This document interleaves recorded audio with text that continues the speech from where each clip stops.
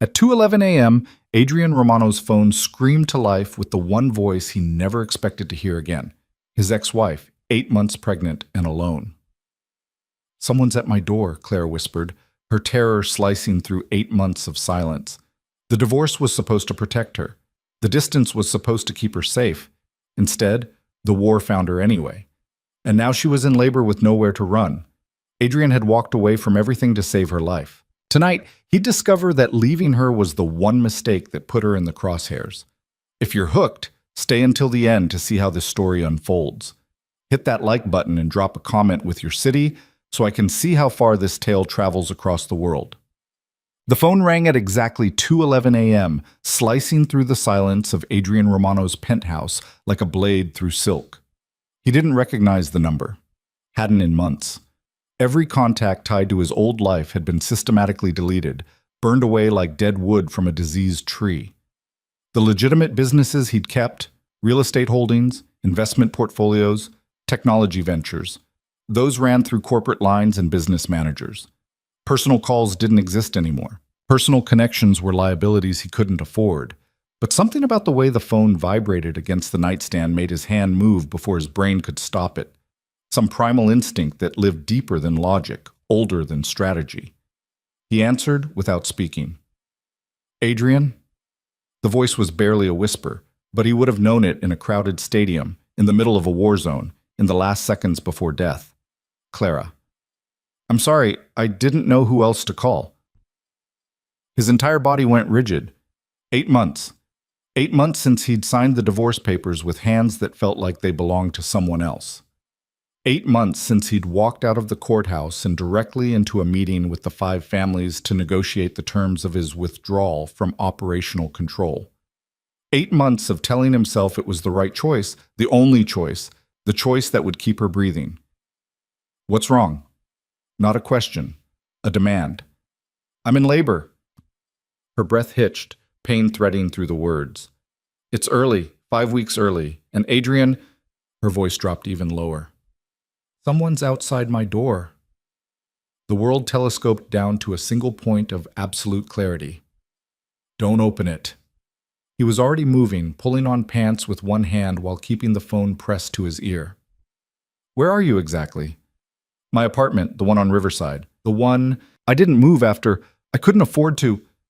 Fury detonated in his chest, white hot and immediate. The apartment they'd shared, the location he'd personally insured, was buried under 6 layers of shell companies and false names.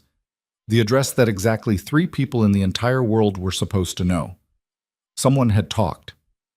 "Bathroom, now. Lock the door. Turn off the lights." He was pulling a shirt over his head, grabbing the keys to the Aston Martin he kept in the private garage. The one that wasn't registered to any name that connected to him. "Stay on the line with me." Another contraction. She gasped, and the sound sent ice water through his veins. "Breathe through it. Count to 10. I'm 7 minutes away." "They're knocking." Adrian's hand froze on the doorknob of his own apartment. "What are they saying?" "Nothing. Just knocking. Steady. Like they know I'm here. Like they're waiting for me to answer." Professional. Which meant this wasn't some random break-in, wasn't some coincidence. This was targeted, deliberate, and the only reason someone would target Clara Bennett, divorced, untraceable, supposedly disappeared into civilian obscurity, was if someone had connected her to him, or if someone knew about the baby. "I'm in the car. 6 minutes." He peeled out of the garage, the engine's roar swallowed by the empty pre-dawn streets. "Clara, I need you to listen very carefully. Is the fire escape window still broken?" "You mean the one that never latched right?" "Yes." "Good. When I tell you, you're going to climb out onto the fire escape. Can you do that?" "Adrian, I'm in active labor. Can you do it?" A pause. Then, with the steel he'd always loved in her, "Yes. That's my girl." The words slipped out before he could stop them, old endearments that had no place in the gulf of 8 months and a legal dissolution. 4 minutes. "They still knocking?" "No." Fear crystallized in her voice. "It stopped." Worse. That was worse. Knocking meant they were testing. Silence meant they were preparing. Adrian's foot pressed the accelerator to the floor. The city blurred past in streaks of amber streetlights and dark windows. At this hour, Riverside was 15 minutes away through normal traffic patterns. He'd make it in 4. Talk to me about the contractions. How far apart? Maybe 6 minutes? 7? I wasn't timing them. I thought it was false labor until my water broke, and then I was calling the doctor, and then I heard the footsteps in the hallway. Her voice cracked. I shouldn't have called you. This was selfish. You have your life, I have mine. That was the whole point. Clara. He cut through her spiral with absolute authority. You did exactly right. The only thing that matters right now is getting you somewhere safe. Everything else is noise. Understood? Understood. A shaky exhale. God, this hurts. I know. You're strong enough. 3 minutes. He ran a red light, then another, the empty streets giving him clear passage. The divorce was to protect you from this exact scenario. Someone found out anyway, which means I have a leak to plug. But first I get you out. Adrian, what if they're not here for you? What if this is random? It's not. He took a corner at 60, tires screaming. How many people knew you were pregnant? My doctor, my sister. The landlord saw me last week. How many people knew the baby was mine? Silence. Clara, just my sister. I didn't tell anyone else. Everyone thinks you and I haven't spoken since the divorce. I've been using my maiden name at all the appointments, paying cash. 2 minutes. Then someone's been watching you. Someone patient enough to wait until you were vulnerable. His mind raced through the possibilities, shuffling through names and faces and grudges that should have died when he'd stepped back from operations. We'll figure out who after you're safe. Right now, I'm 1 minute out. Get to that bathroom window. He heard movement, her breathing harsh and labored, the creak of a door, the scrape of a window frame. It's a long drop, she said, and he could hear the fear. Fire escape is 2 feet down. You've done it before. I wasn't 9 months pregnant before. Fair point. Adrian screeched to a stop in the alley behind her building, already out of the car and moving toward the fire escape. The metal framework cast shadows like skeletal fingers against the brick. Above, he could see the faint glow of her bathroom window, partially open. I'm directly below you. 30 seconds. He took the stairs 3 at a time, boots silent on the metal grating despite his speed. Years of moving through the dark, through hostile territory, through buildings that held enemies behind every door, muscle memory that hadn't faded with his retirement. Clara's window was on the 4th floor. He reached it in 20 seconds. She was already halfway out, one leg through the opening, her body awkward with the weight of late pregnancy. Even in the dim light from the street below, he could see the fear painted across her face and the determination underneath it. I've got you. He reached up, hands closing around her waist. Just let go. I won't let you fall. For one suspended moment, their eyes met. 8 months of silence, 8 months of carefully maintained distance, 8 months of pretending they were strangers, all of it evaporated in the space between one heartbeat and the next. Then she let go, and he caught her. The weight was familiar and foreign all at once. He'd held her 1,000 times before, but never like this. Never swollen with their child, never shaking with pain and fear, never with the knowledge that someone was hunting her. Down! Quickly! He kept one arm around her as they descended, her breathing ragged against his shoulder. She stopped twice, contractions seizing her body with enough force that she had to grip the railing and breathe through the pain. Adrian, almost there, just a few more steps. They hit the alley just as he heard the unmistakable sound of splintering wood from above, her apartment door giving way to force. Clara heard it too. Her hand tightened on his arm. They're inside. And we're outside, come on. He guided her to the Aston Martin, helped her into the passenger seat with as much care as the urgency allowed. She was breathing hard, one hand pressed to her stomach, the other white-knuckled on the doorframe. Where are we going? Somewhere they won't find you. He pulled out of the alley at speed, watching the mirrors for pursuit. Nothing yet. But they'd realize she was gone within minutes, and then the real chase would begin. Clara gasped, her body curling forward. Another contraction. Stronger. Adrian's jaw tightened. How long since the last one? Maybe 4 minutes. Not good. 4 minutes meant active labor, meant this baby was coming soon whether they were ready or not. He needed a secure location, needed a doctor he could trust, needed time they didn't have. He pulled out his secondary phone, the one that still had 3 numbers in it, numbers he'd kept for exactly this kind of emergency, the kind he'd prayed would never come. First call. Marcus Chen, his former head of security, now running a private protection firm that asked no questions and kept no records. It's me. I need a clean location, medical staff, and a perimeter, 60 minutes or less. Marcus didn't hesitate. The warehouse on 5th and Brennan. I'll have a team there in 30. Make it 20. Done. Second call. Dr. Sarah Mitchell, the only physician who'd ever treated his people without reporting to authorities. She'd retired 2 years ago, moved to a quiet practice in the suburbs, left the chaos behind. Sarah, it's Adrian Romano. I need you. A long pause. I'm out of that life. This isn't business. It's personal. He stopped, recalibrated. Clara's in labor, 5 weeks early, and we're being hunted. Another pause, shorter this time. Where? Warehouse on 5th and Brennan. Can you be there in 40 minutes? 30. I'll bring everything I need. She hung up. Adrian allowed himself one moment of relief before making the third call, the one he didn't want to make but had no choice about. Vincent Castellano, current head of the Romano operations, appointed when Adrian had stepped back. A man who'd sworn loyalty, who'd promised to maintain the peace Adrian had negotiated, who'd vowed that the retirement would stick. Adrian, it's the middle of the night. Someone's targeting Clara. The silence on the other end spoke volumes. Then carefully, I thought the separation was supposed to prevent that. So did I, which means either someone didn't get the memo or someone's decided the rules don't apply anymore. Adrian took a corner smoothly, conscious of Clara's sharp intake of breath beside him. I need to know if this came from inside. That's a serious accusation. It's a serious situation. My ex-wife is in labor and someone kicked down her door 20 minutes ago. You want to tell me that's a coincidence? Where are you taking her? Adrian's hand tightened on the wheel. Wrong answer. The right answer would have been immediate denial, immediate offer of resources, immediate promise to hunt down whoever was responsible. Asking for location first meant Vincent was calculating angles, weighing options. Meant Vincent might already know.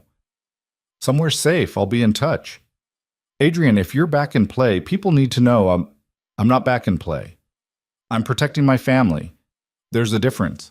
He ended the call and threw the phone out the window, watching it shatter against the pavement. Clara was watching him, her face pale in the dashboard lights. You think it's Vincent? I think someone talked. Whether it was Vincent or someone he trusted, that's what I need to find out. He reached over, found her hand, squeezed once. But that's for later. Right now you focus on breathing, on staying calm, on our daughter. You know it's a girl? He glanced at her, caught the small smile fighting through the pain. I might have had someone check the hospital records from your ultrasound, anonymously, just to know. That's incredibly invasive. That's incredibly true. He took another turn, the warehouse district coming into view. I'm sorry. For all of it. For leaving. For the distance. For not being there when... Stop. Her hand tightened on his. You left to keep me safe. It didn't work, but the intention was good. We can process the emotional fallout after we survive the next few hours. Practical. Even in labor, even terrified, she was practical. It was one of the things he'd loved most about her, the ability to compartmentalize, to prioritize, to face reality without flinching. The warehouse loomed ahead, a massive structure of corrugated metal and reinforced concrete. Marcus's black SUV was already there, along with 2 others. Men in tactical gear were establishing a perimeter, checking sight lines, setting up portable lights. Adrian pulled into the loading bay, killed the engine. Can you walk? Can I? Clara laughed, a slightly hysterical sound. Adrian, I just climbed out a 4th-story window and down a fire escape while having contractions. I can walk. Good point. Marcus appeared at the car door before Adrian could open it, his face professionally neutral. Sir, ma'am, we've got the 2nd floor set up. Doctors en route, ETA 10 minutes. Threats? Adrian helped Clara out of the car, supporting her weight as another contraction hit. Nothing immediate, but I've got movement on the street cameras near her apartment. 3 vehicles, coordinated arrival pattern. They're searching the building now. How long before they expand the search radius? If they're smart, 20 minutes. If they're thorough, 40. Adrian nodded, guiding Clara toward the interior stairs. The warehouse had been one of his legitimate holdings, a distribution center for imported electronics. Now it was empty, echoing, the perfect place to disappear for a few hours. The second floor had been converted into a makeshift medical suite, clean sheets on a reinforced table, portable monitors, medical supplies arranged with military precision. Marcus's team didn't do anything halfway. This is insane, Clara breathed, looking around. This is completely insane. This is Tuesday. Adrian helped her onto the table, arranged pillows behind her back. How are the contractions? 3 minutes apart, getting stronger. She gripped his hand hard enough to hurt. Adrian, I'm scared. He'd faced down armed rivals, survived 3 assassination attempts, negotiated treaties with people who wanted him dead. But seeing fear in Clara's eyes undid him faster than any weapon. I know, but you're not alone. I'm here. I'm not leaving. He brushed hair back from her forehead, the gesture automatic and tender. That's a promise. Dr. Mitchell arrived 9 minutes later, a compact woman in her 50s with steel-gray hair and hands that moved with absolute confidence. She took one look at the setup, nodded approval at Marcus, and turned to Clara with a professional smile. Let's see how we're doing. The examination was quick, thorough. Clara's breathing went sharp and shallow, pain and fear mixing in equal measure. Adrian stayed at her shoulder, his presence solid and unwavering. Dr. Mitchell looked up, her expression serious. You're at 7 centimeters. This baby's coming soon, whether we're ready or not. How soon? Adrian asked. 2 hours, maybe 3 if we're lucky. And if there are complications? Then we deal with them. But Clara's young, healthy, and strong. The baby's heartbeat is good. We'll manage. She started prepping equipment, her movements economical. The bigger question is whether this location is secure enough.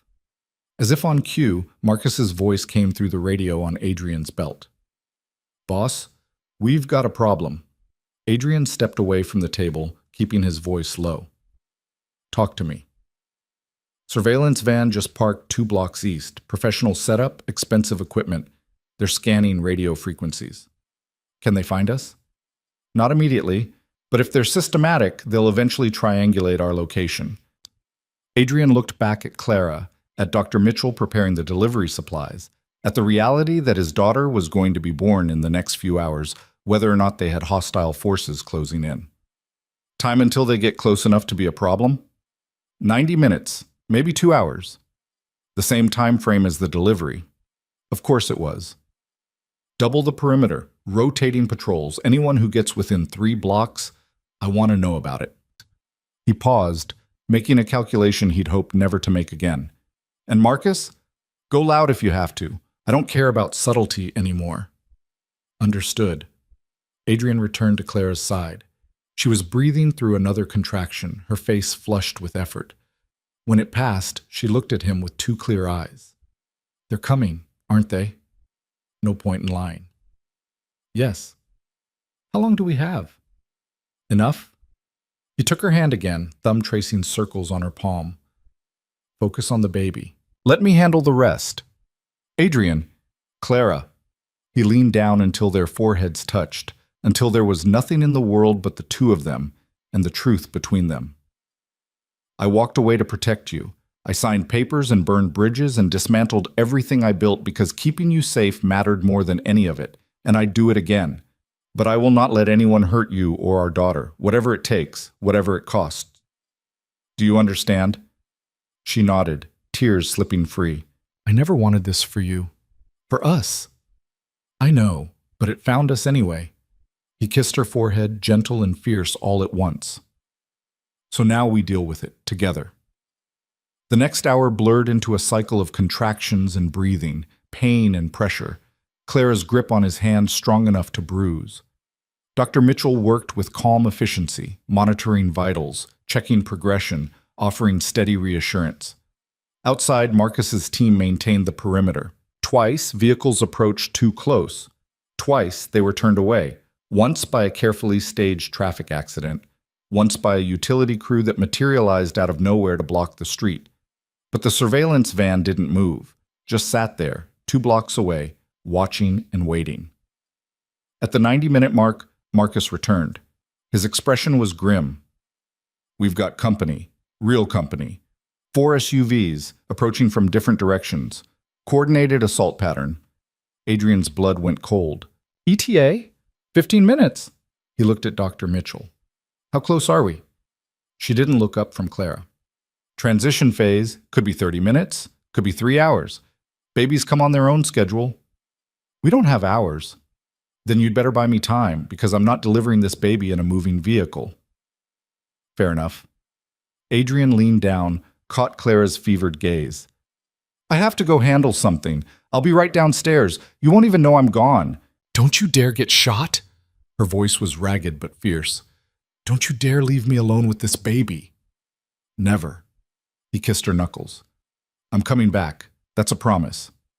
Then he was moving, taking the stairs 3 at a time, Marcus at his shoulder. The first floor was dark, shadows cutting sharp angles across empty floor space. His team had taken positions at every entrance, every window, weapons ready but not visible.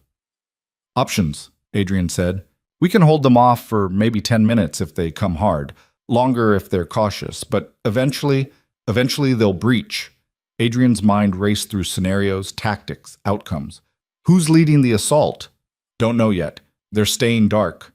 A thought occurred, cold and certain. "Get me a line to Vincent. Now." Marcus handed over a phone. Adrian dialed from memory, waited through 3 rings. "Adrian, I told you I need to know where—" "They're here. 4 teams, coordinated assault." "This is your operation, Vincent?" "What?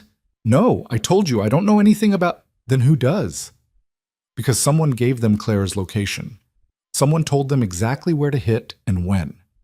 And that someone either works for you or is working against you." A pause. "There's been chatter about an outside group making moves. I thought we had it contained. Clearly not. So here's what's going to happen. You're going to find out who's leading this assault. You're going to call them off. Or I'm going to assume you're behind it, and I'm going to burn your entire organization to the ground." Adrian's voice dropped to barely above a whisper. "Starting tonight. Starting now." "That's a declaration of war." "No, that's a promise. Claire's in labor upstairs. My daughter is about to be born. And I will kill anyone who threatens them, including you. Choose quickly." He ended the call, handed the phone back to Marcus. "That bought us maybe 5 minutes of confusion. They'll have to verify with their chain of command. Use it." "To do what?" "Find out who's really calling the shots." Marcus nodded, already moving to coordinate with his team. Adrian stayed in the shadows, watching the perimeter through night vision scopes. The SUVs were closer now, visible through the industrial park's sparse lighting. They'd stopped just outside the immediate kill zone, engines idling, waiting. His radio crackled. "Movement, 2nd floor window, north side." Adrian's head snapped up. The 2nd floor, where Clara was. He took the stairs at a dead run, weapon drawn before he consciously decided to pull it. The hallway was clear, but the door to the makeshift delivery room stood open, when it should have been locked. He cleared the threshold in combat stance, gun raised, every nerve screaming danger, and stopped. Victor Salazar stood next to Clara's bed, hands raised in apparent surrender. His consigliere. His right hand for 15 years. The man he'd trusted with operational control when he stepped back. Dr. Mitchell was frozen mid-motion, a scalpel held defensively. Clara was propped against pillows, her face twisted with pain and fury. "Adrian," Victor's voice was carefully neutral. "I can explain. Start talking. You've got 30 seconds before I put a bullet in your skull." It wasn't supposed to go this way. The divorce was supposed to make her invisible. The separation was supposed to be clean. But then word got out about the pregnancy. "Because you told someone." "Because I had to negotiate with the Eastern families. They wanted insurance.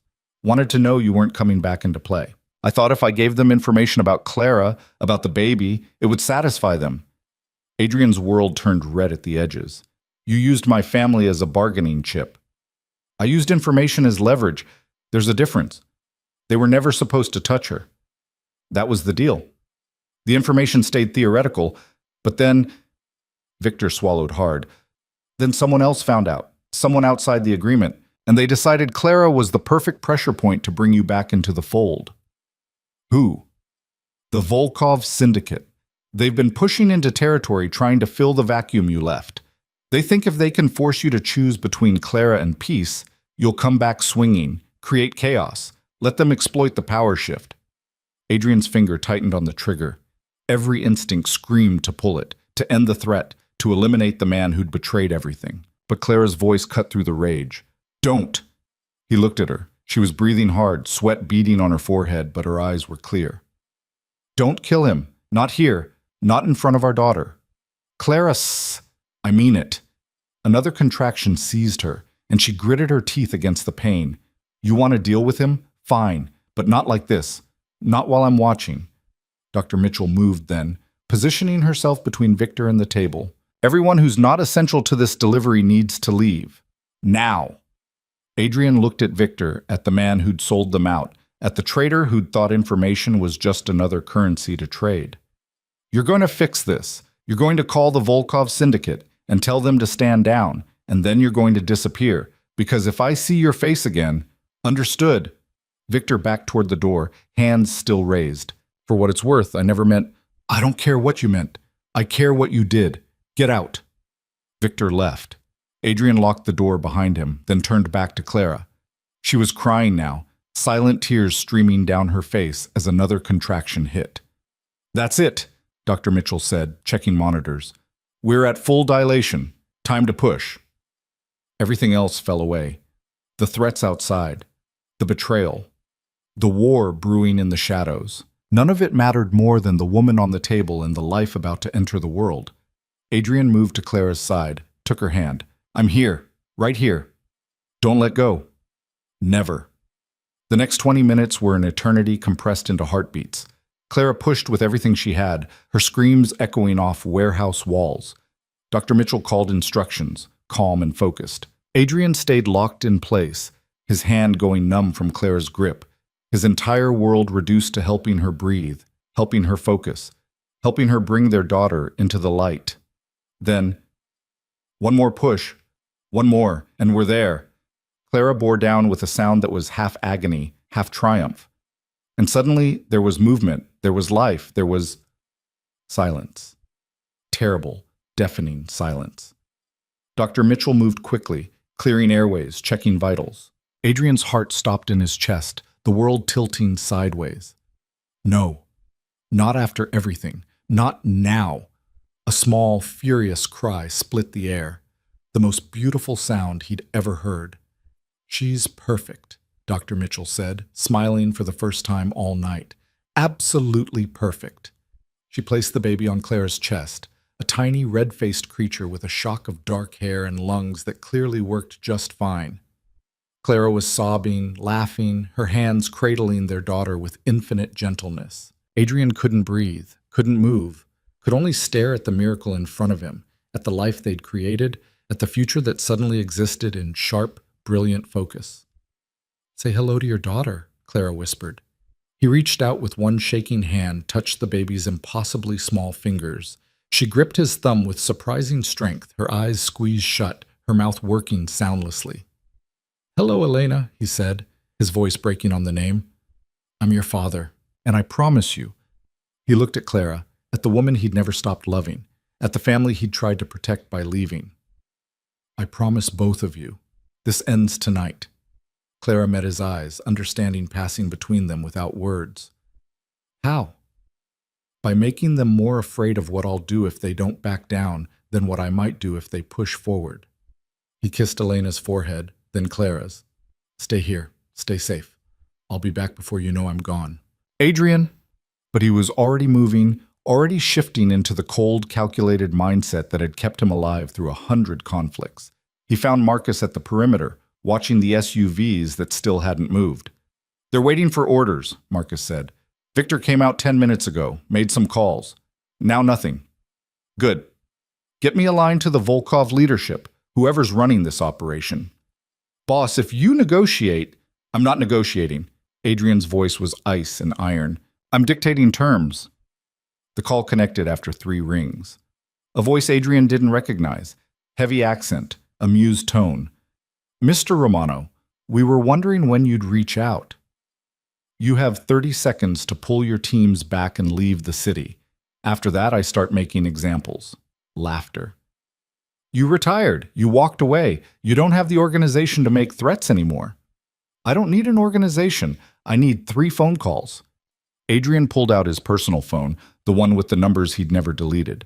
First call goes to the FBI field office. I give them everything I know about your operations, every shipping route, every corrupt official, every piece of evidence I collected over 15 years. Your entire infrastructure gets burned to the ground. Silence on the other end.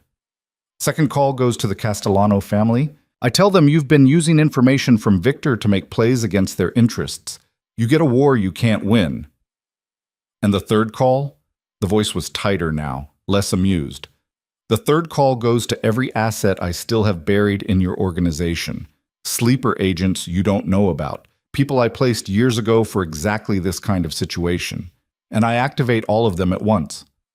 A long pause. You're bluffing. Am I? Adrian smiled without humor. You came after my family, my ex-wife, my newborn daughter. You think I won't burn the entire world down to protect them? Another pause, longer this time. The sound of muffled conversation in the background. Then, what do you want? You leave, tonight. You don't come back. You spread the word that Clara Bennett and Elena Romano are untouchable. Anyone who violates that gets the full weight of everything I built dropped on their head. And in exchange? In exchange, I stay retired. I don't come back into play. I don't rebuild my empire. I let the existing power structure stand. Adrian watched the SUVs through the scope, counting men, calculating odds. But if anyone, and I mean anyone, threatens my family again, all bets are off. And I promise you the chaos I'll create will make the last 20 years look like a practice run. The longest pause yet. Then finally, agreed. But Romano, this is the last pass you get. Next time someone comes for your people, you're on your own. There won't be a next time. Adrian ended the call, watched through the scope as the SUVs started their engines. One by one, they pulled away, disappearing into the pre-dawn darkness. Marcus appeared at his shoulder. They're really leaving. They're really leaving. Adrian lowered the scope, suddenly exhausted. Get me back upstairs. Clara was sitting up when he returned, Elena cradled against her chest, both of them clean and peaceful. Doctor. Mitchell was packing up equipment, satisfied smile on her face. All clear? Clara asked. All clear. Adrian sank into the chair beside the bed, every muscle in his body suddenly remembering how to feel tired. They're gone. They won't be back. And Victor? Gone too. I'll deal with him later. Right now. He looked at Elena, at the tiny miracle sleeping peacefully against her mother's heartbeat. Right now, this is all that matters. Clara shifted, making room on the narrow bed. Come here. He stretched out beside her, careful not to jostle them. Clara leaned against his shoulder, Elena between them, and for the first time in 8 months, Adrian felt something like peace settle over him. We can't go back to the way things were, Clara said quietly. I know. And we can't pretend the danger doesn't exist. I know that too. So what do we do? Adrian looked down at his daughter, at her perfect small face, at the future sleeping in his arms. We build something different, something that doesn't require me to choose between family and safety, something that protects all of us. How? I don't know yet, but I'll figure it out. He kissed Clara's temple, then Elena's head. We'll figure it out together. Outside, dawn was breaking over the warehouse district, painting the sky in shades of gold and pink. Inside, a family existed that hadn't been there yesterday, fragile and fierce and fighting for survival. Adrian Romano had walked away from power once to protect the woman he loved. Now, holding his daughter for the first time, he understood that walking away had never been enough. The real work, the hard work, was just beginning. The safe house Marcus arranged was nothing like the warehouse. It sat in the hills outside the city, a modern structure of glass and stone that looked more like an architect's showcase than a fortress. But Adrian knew better. The windows were bulletproof, the walls were reinforced concrete beneath the aesthetic facade, and the security system could detect a mouse at 300 yards. Clara hadn't said much during the drive. She'd sat in the back of the armored SUV with Elena strapped to her chest in a carrier Dr. Mitchell had somehow produced, her eyes tracking every car that passed, every shadow that moved wrong. The exhaustion of labor had settled into her bones, but the fear kept her alert, kept both of them alert. "It's temporary," Adrian said as Marcus's team swept the interior one final time. "Just until I can restructure things, make it permanent." Clara looked at him over Elena's sleeping head. "How do you make hunted permanent safe?" "By eliminating the hunters." He said it like he was discussing the weather, calm and factual. But Clara knew him well enough to hear the steel underneath. The house had been stocked with everything they needed. Infant supplies in the nursery. Clara's preferred coffee in the kitchen. Her clothes in the master bedroom closet. The right sizes, the right styles. As if someone had studied her shopping patterns and replicated them exactly. She stopped in the doorway of the bedroom, staring at the familiar fabrics hanging in neat rows. "How long have you been planning this?" "Since the day I signed the divorce papers." Adrian appeared behind her, close enough that she could feel his presence but not touching.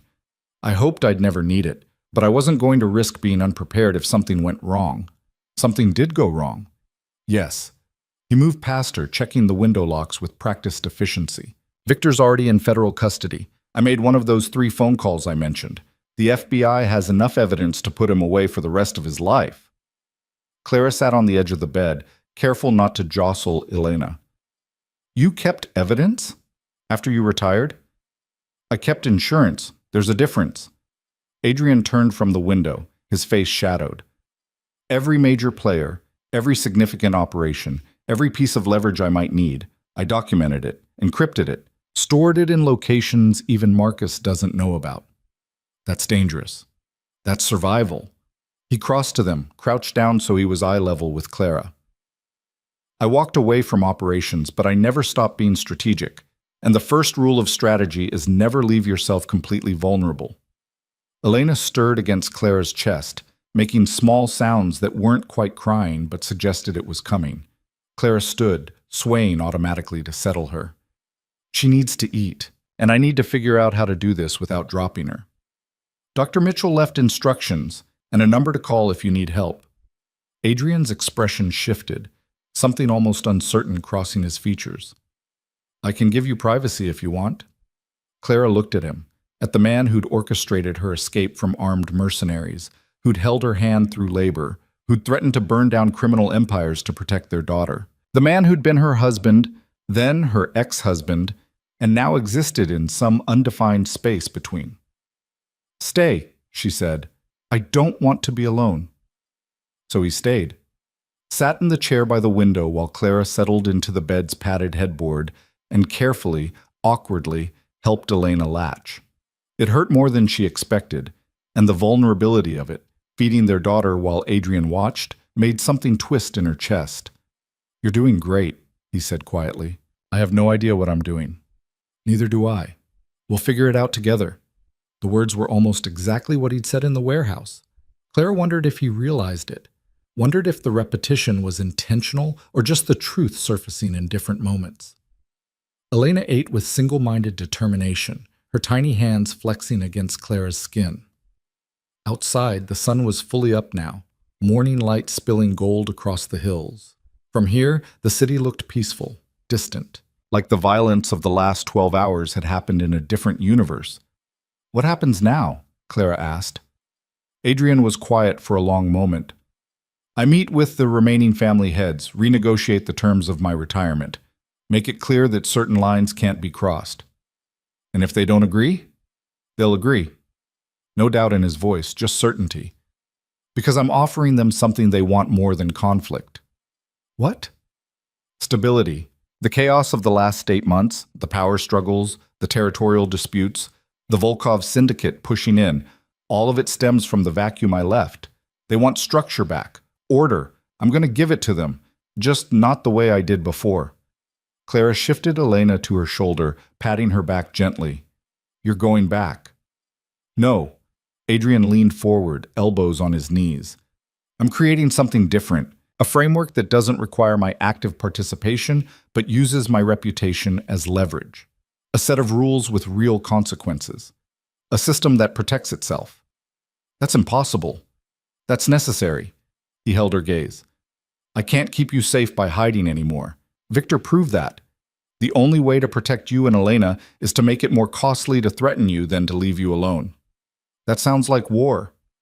That sounds like deterrence. Adrian stood, moved to the window again, restless energy that had nowhere to go. I spent 15 years building an empire through fear and force. Maybe it's time to try building something through consequence and accountability instead. Clara watched him, this man she'd married and divorced and still loved, despite every logical reason not to. You really think you can change how this world works? I think I can change how I work in it. He turned back to her. And I think I have to try. For Elena. For you. For any kind of future that doesn't involve running and hiding and waiting for the next threat. Elena had fallen asleep again, milk-drunk and peaceful. Clara laid her carefully in the bassinet that had been set up beside the bed, tucking the blanket around her small form. How long do we have before you need to go? Few hours. The meeting's at noon. That's not much time. It's enough. Adrian crossed back to the bed, sat on the edge beside Clara.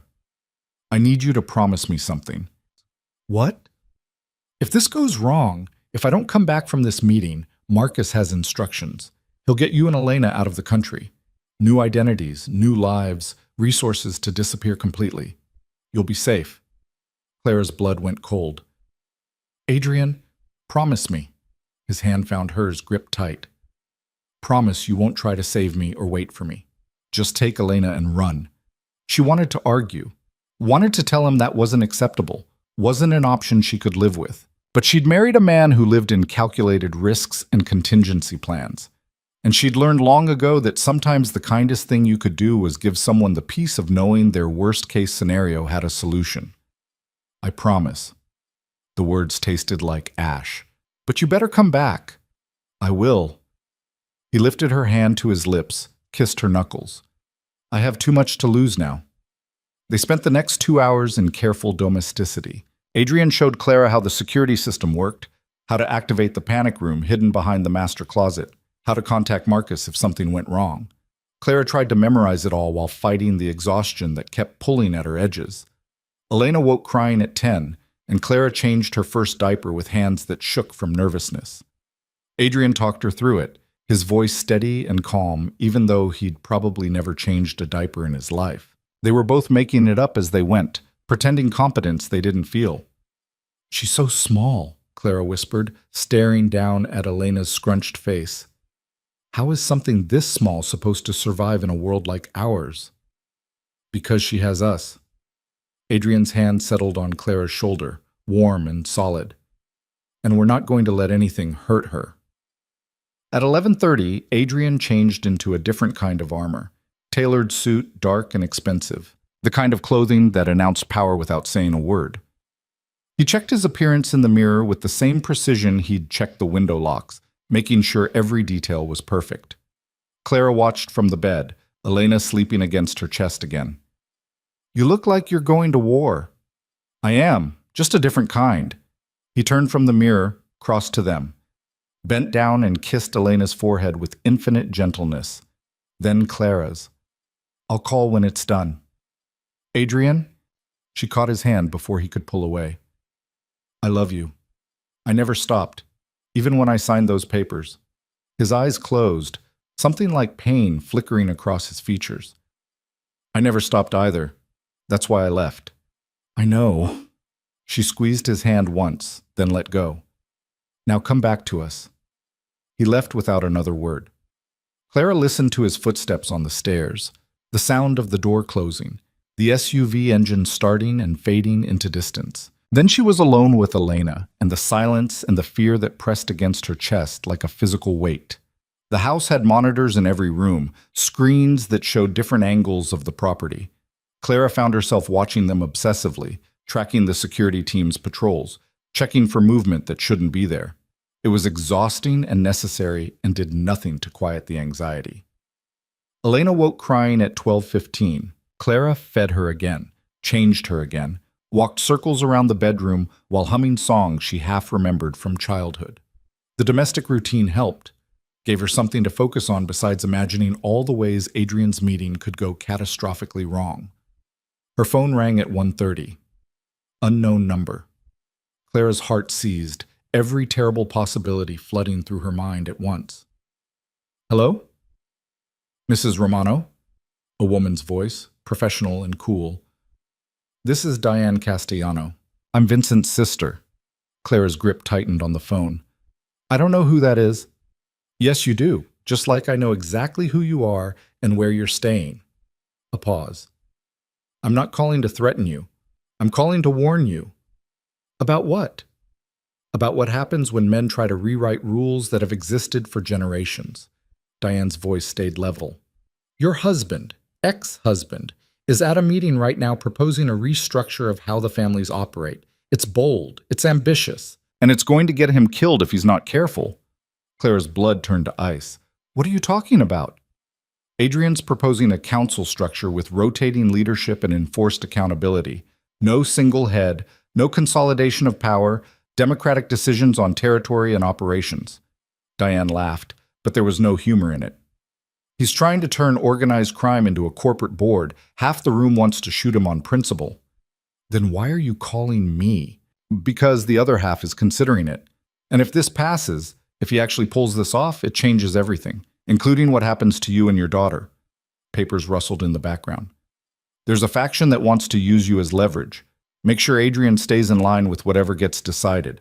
I'm not part of that faction, but I can't stop them alone. Clara looked down at Elena, sleeping peacefully against her shoulder. What do you want? I want Adrian to succeed. Because he's right, the current system is unstable. We've had 3 territorial wars in 8 months. People are dying. Money's being lost. And all because nobody wants to admit that the old way doesn't work anymore. Diane's voice dropped. But I need you to understand something. If this fails, if Adrian gets voted down or worse, there's going to be retaliation, and you're going to be the target. Are you threatening me? I'm warning you. There's a difference. Another pause. I'm sending you a number. If something goes wrong, if you need to run, call it. I'll make sure you have a 12-hour head start before anyone else knows you're gone. Why would you help me? Because I have a daughter too, and I know what it's like to raise her in a world where she's only safe if the men around her maintain power. Diane's voice softened almost imperceptibly.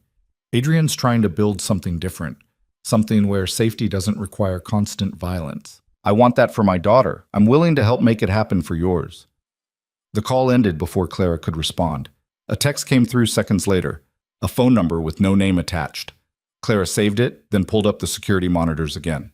The guards were still there, still patrolling, but suddenly the house felt less like a fortress and more like a very comfortable cage. Elena stirred, whimpering. Clara shifted her automatically, the movement already becoming instinct.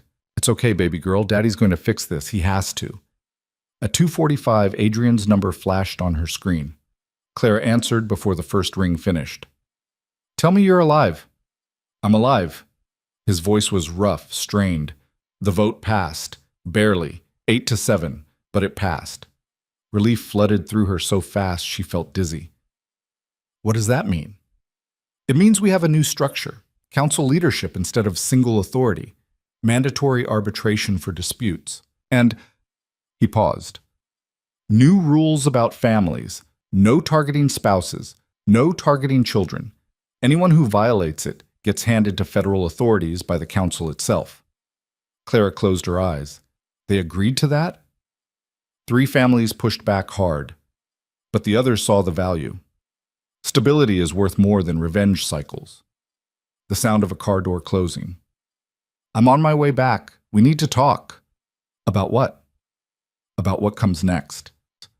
He arrived 30 minutes later, his suit jacket discarded, his tie loosened. There was blood on his shirt collar. Not much, but enough to make Clara's heart skip. Whose blood? She demanded. Mine. Small disagreement about implementation details. He touched his split lip gingerly. The other guy looks worse. Adrian, It's handled. He moved to the bassinet, looked down at Elena with an expression Clara couldn't quite read. The council agreed to the new structure, but there are conditions. What kind of conditions? I serve as mediator for the first year. Not leadership, but arbitration.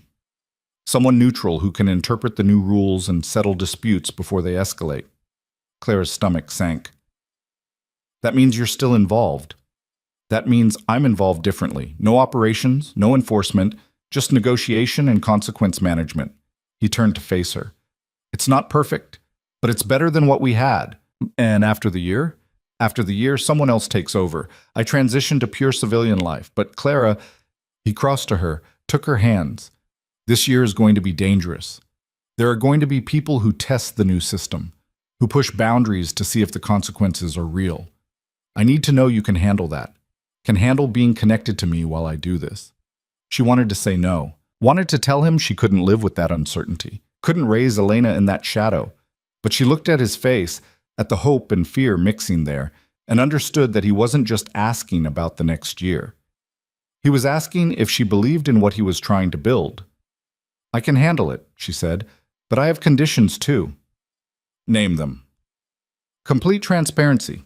No more secrets about what's happening or who's threatening us. I need to know everything. Agreed. And marriage counseling, real counseling. If we're going to do this again, we do it right. Adrian blinked. Again? Clara pulled her left hand free, held it up. The ring finger was bare. I took off the wedding ring 8 months ago, but I never stopped being your wife in any way that mattered. So either we do this properly, with therapy and communication and all the messy emotional work, or we stay divorced and co-parent. Those are the options. For a long moment, Adrian just stared at her. Then something shifted in his expression, walls coming down that she'd thought were permanent. I want to do it properly, he said quietly. I want to be your husband again. Your real husband, not the one who leaves to protect you, but the one who stays and figures it out with you. Even if it's hard? Especially if it's hard. Elena chose that moment to wake up crying, her small voice filling the room with indignant hunger. Clara laughed despite everything, the absurdity and domesticity of it cutting through the tension. I need to feed her, she said. I'll make you something to eat. Adrian headed for the door, then paused. Clara, thank you for giving me another chance.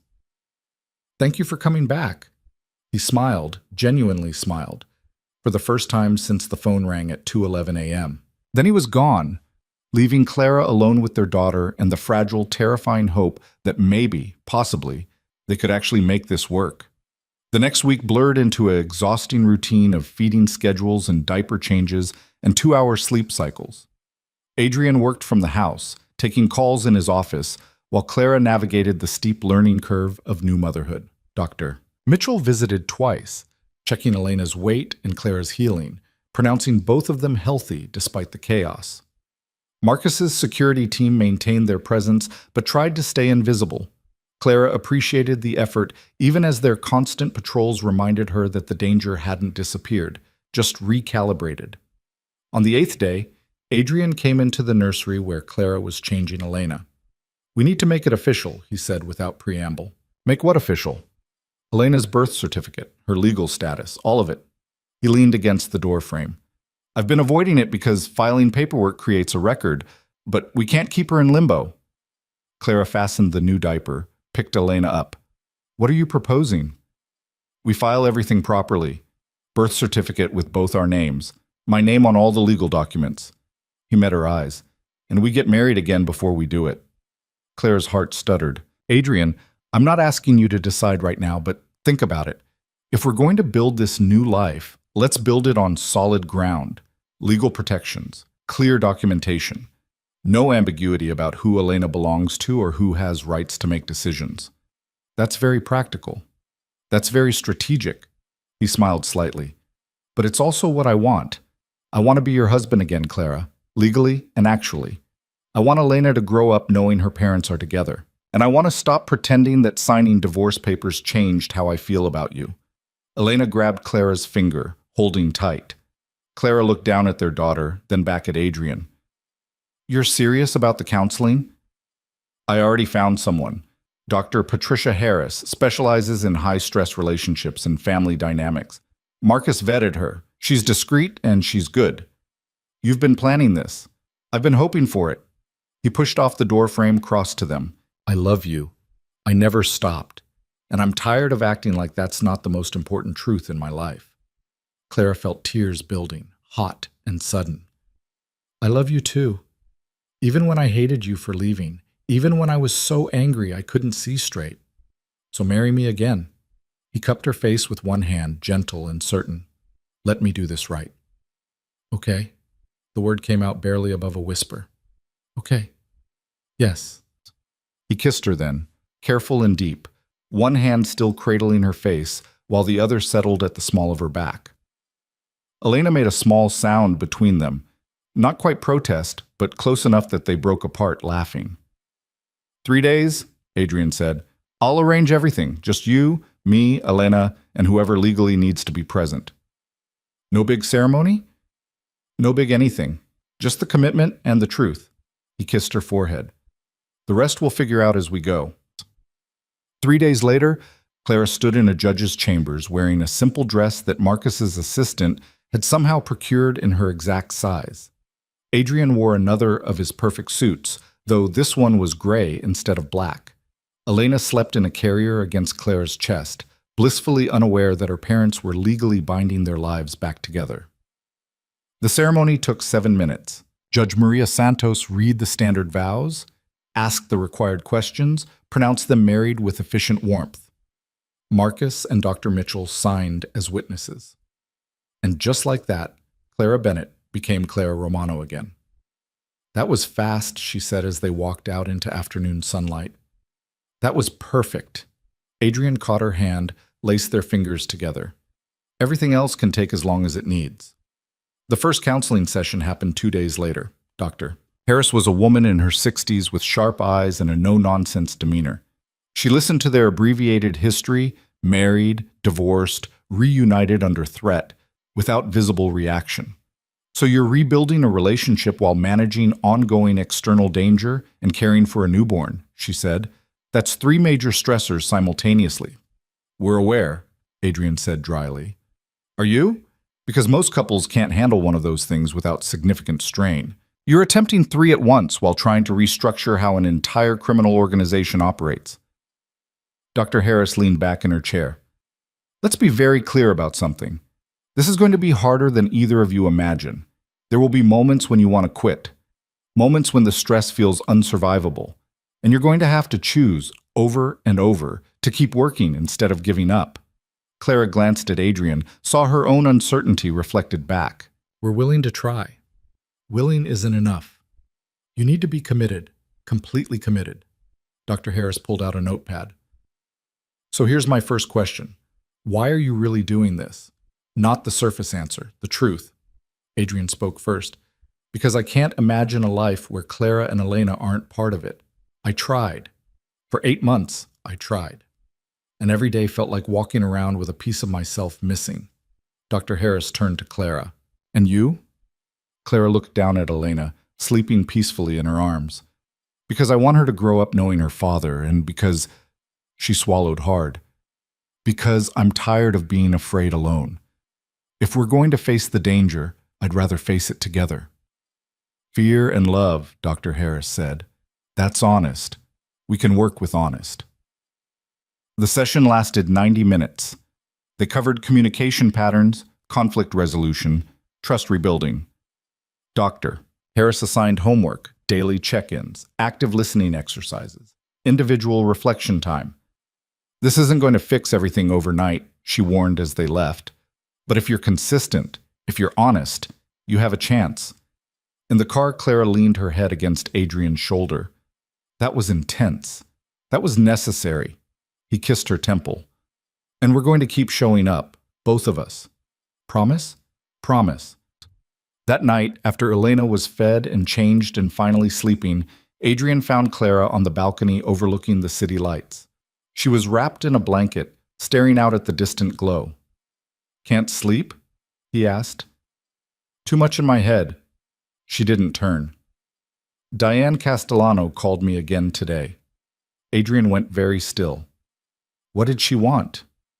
To tell me that two families are already testing the new council structure, pushing boundaries to see if the consequences are real.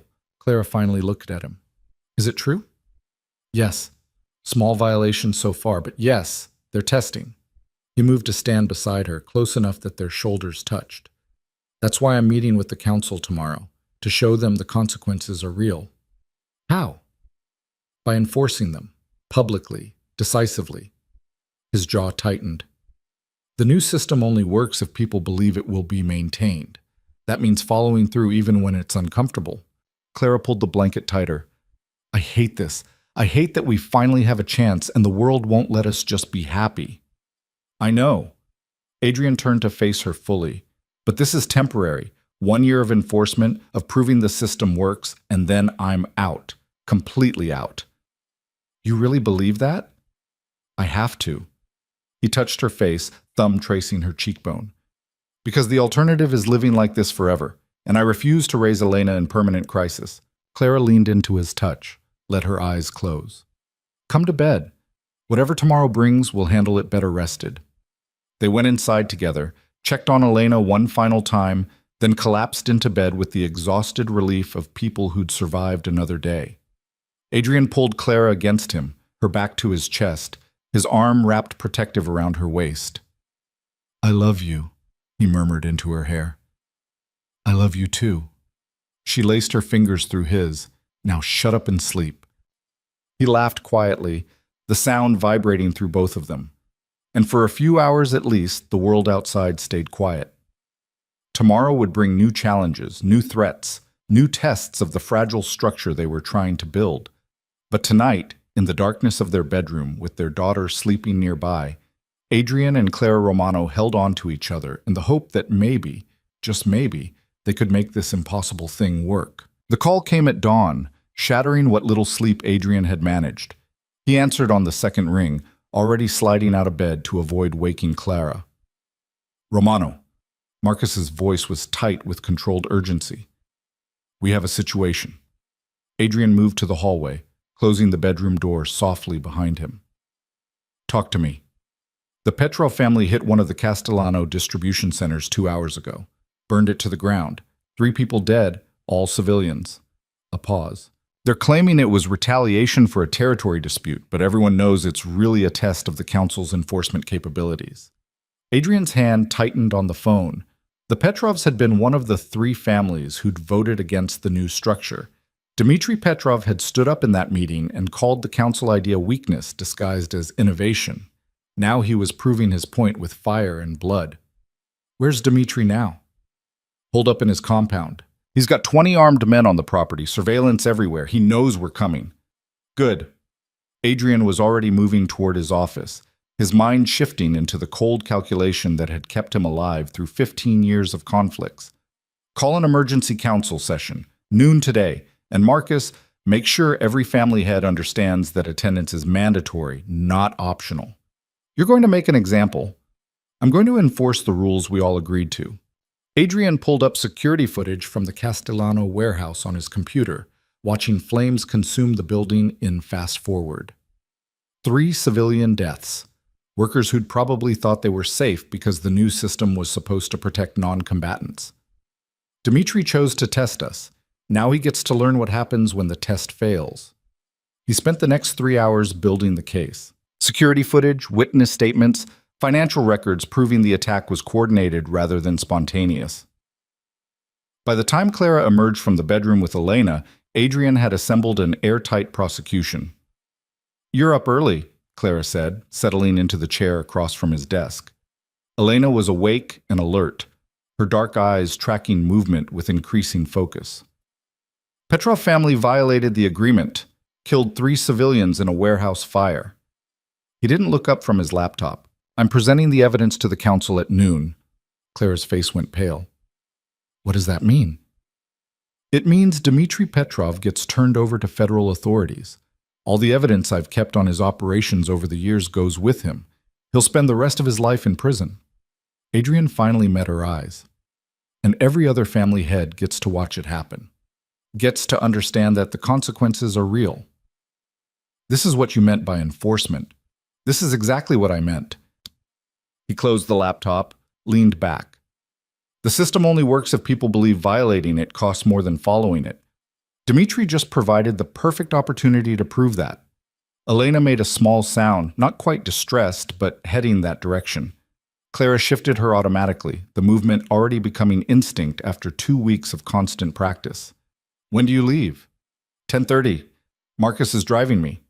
Adrian stood, crossed to them, bent down to kiss Elena's forehead, then Clara's. I'll be back by 3, 4 at the latest. And if something goes wrong? Then Marcus gets you out exactly like we planned. He cupped Clara's face gently. But nothing's going to go wrong. This is straightforward. Present evidence, call the vote, execute the consequences. Dmitri doesn't get a say. Clara caught his wrist, held tight. I know you have to do this. I know it's necessary. But Adrian, her voice dropped. Don't lose yourself in it. Don't become the person you were before. He understood what she meant. The version of himself who'd made decisions based purely on strategy and power, who'd treated people like chess pieces, who'd chosen fear over every other option because fear was reliable. That Adrian Romano had been effective but empty. And Clara was terrified he'd slip back into that skin without noticing. I won't, he promised. This isn't about power. It's about protection. There's a difference. Just remember that, please. He kissed her properly then, slow and deep, trying to convey everything he couldn't say with words. When he pulled back, her eyes were wet but determined. Come home safe, she whispered. Always. The council met in a neutral location, a renovated industrial building that had been swept 3 times for surveillance devices. The conference room was austere, concrete walls, reinforced windows, a single table large enough for 15 people. Security was heavy but professional, Marcus's team coordinating with each family's personal protection to ensure everyone felt safe enough to be honest. Adrian arrived exactly on time. The other family heads were already seated, their expressions ranging from curious to hostile. Diane Castellano sat at the far end, her face carefully neutral. Vincent's absence was conspicuous. He was still in federal custody, facing charges that would keep him locked up for decades. Dmitri Petrov sat directly across from where Adrian would stand, his posture radiating defiance. He was a broad man in his 50s, gray threading through dark hair, eyes that had seen too much violence to be impressed by threats. Beside him sat his consigliere, Anton Volkov, whose connection to the syndicate that had tried to use Clara as leverage was probably not coincidental. Adrian set his laptop on the table, connected it to the room's projection system. Thank you all for coming on short notice.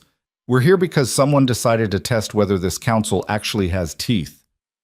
He pulled up the first image, the Castellano warehouse engulfed in flames. Several people shifted uncomfortably. Fire was visceral, undeniable. It demanded reaction. At 3:47 this morning, the Petrov family orchestrated an attack on Castellano property. 3 civilians died in the resulting fire. All 3 were warehouse workers with no connection to family operations. All 3 were supposed to be protected under the new non-combatant rules we established. Adrian's voice stayed level, factual. This is a direct violation of our agreement. Dmitri leaned back in his chair, arms crossed. That's a serious accusation. You have proof? Adrian pulled up the next slide, security footage showing 2 men in Petrov colors approaching the warehouse with accelerant. Your men, your colors, your operation. Could be faked. Could be. Adrian pulled up financial records. But these wire transfers from your personal accounts to the 2 men in question, sent 6 hours before the fire, those are harder to fake. The room went quiet. Evidence was one thing. Financial trails that could be handed to federal investigators were something else entirely. Diane spoke first. This seems clear-cut. Dmitri violated the agreement. The consequences should be applied. The consequences are excessive, Anton interjected smoothly. Perhaps a fine would be more appropriate, or redistribution of territory. The consequences were agreed upon by every person in this room. Adrian looked directly at Dmitri. You voted against the structure. That's your right. But once the vote passed, you agreed to abide by the rules. Breaking them doesn't get you a negotiation. It gets you exactly what we all decided would happen. Dmitri's jaw tightened. You're talking about turning me over to federal authorities. I'm talking about enforcing the agreement, Yes, that includes cooperation with law enforcement for major violations. That's what everyone signed off on. This is insane. Dmitri stood, his chair scraping harsh against concrete. You want to hand family leadership to the feds? Set that precedent? I want to prove that rules mean something. Adrian didn't move, didn't raise his voice. You killed 3 innocent people to make a point about power. Now the council makes a point about consequences. That's how the system works. The system is a fantasy. Dmitri's voice rose. You think you can change centuries of how we operate with some corporate board structure? I think you're scared. Adrian cut through the bluster with cold precision. You're scared because the old way gave you absolute authority and the new way requires consensus. You're scared because burning warehouses and killing civilians used to be acceptable tactics and now they're liability. You're scared because power doesn't protect you anymore when you violate the rules everyone agreed to follow. The silence that followed was absolute. Dmitri's face had gone red with fury, but he said nothing. Couldn't say anything without confirming exactly what Adrian had accused. Adrian turned to the rest of the council. Vote. Dmitri Petrov violated the non-combatant clause through deliberate action that resulted in 3 civilian deaths. Does the council enforce consequences as outlined in our agreement? Diane raised her hand immediately. Yes. One by one, the others followed. Some hesitated. Some looked uncomfortable. But in the end, the vote was 11-3. Only Dmitri's closest allies voted no. The council has spoken. Adrian pulled out his phone, dialed a number everyone in the room recognized. This is Adrian Romano. I'm ready to provide evidence and testimony regarding the activities of Dmitri Petrov. Dmitri lunged across the table, but Marcus was faster. He had Dmitri's arm twisted behind his back before the older man could get within 3 feet of Adrian, forcing him down to his knees with professional efficiency. You're finished, Dmitri snarled. You think this makes you strong? This makes you weak. You just proved you'll betray family to save your precious system. I proved I'll enforce consequences to protect innocent people. Adrian crouched down, met Dmitri's furious gaze at eye level. And you're not family. You're a liability. There's a difference. Federal agents arrived within 20 minutes. They'd been waiting 3 blocks away, ready to move on Adrian's signal. Dmitri was led out in handcuffs, still cursing, still threatening. Anton Volkov wisely kept his mouth shut, but his expression promised future problems. When the room cleared, Diane approached Adrian. That was risky. That was necessary. Same thing in our world. She glanced at the door where Dmitri had been taken. You've made enemies today.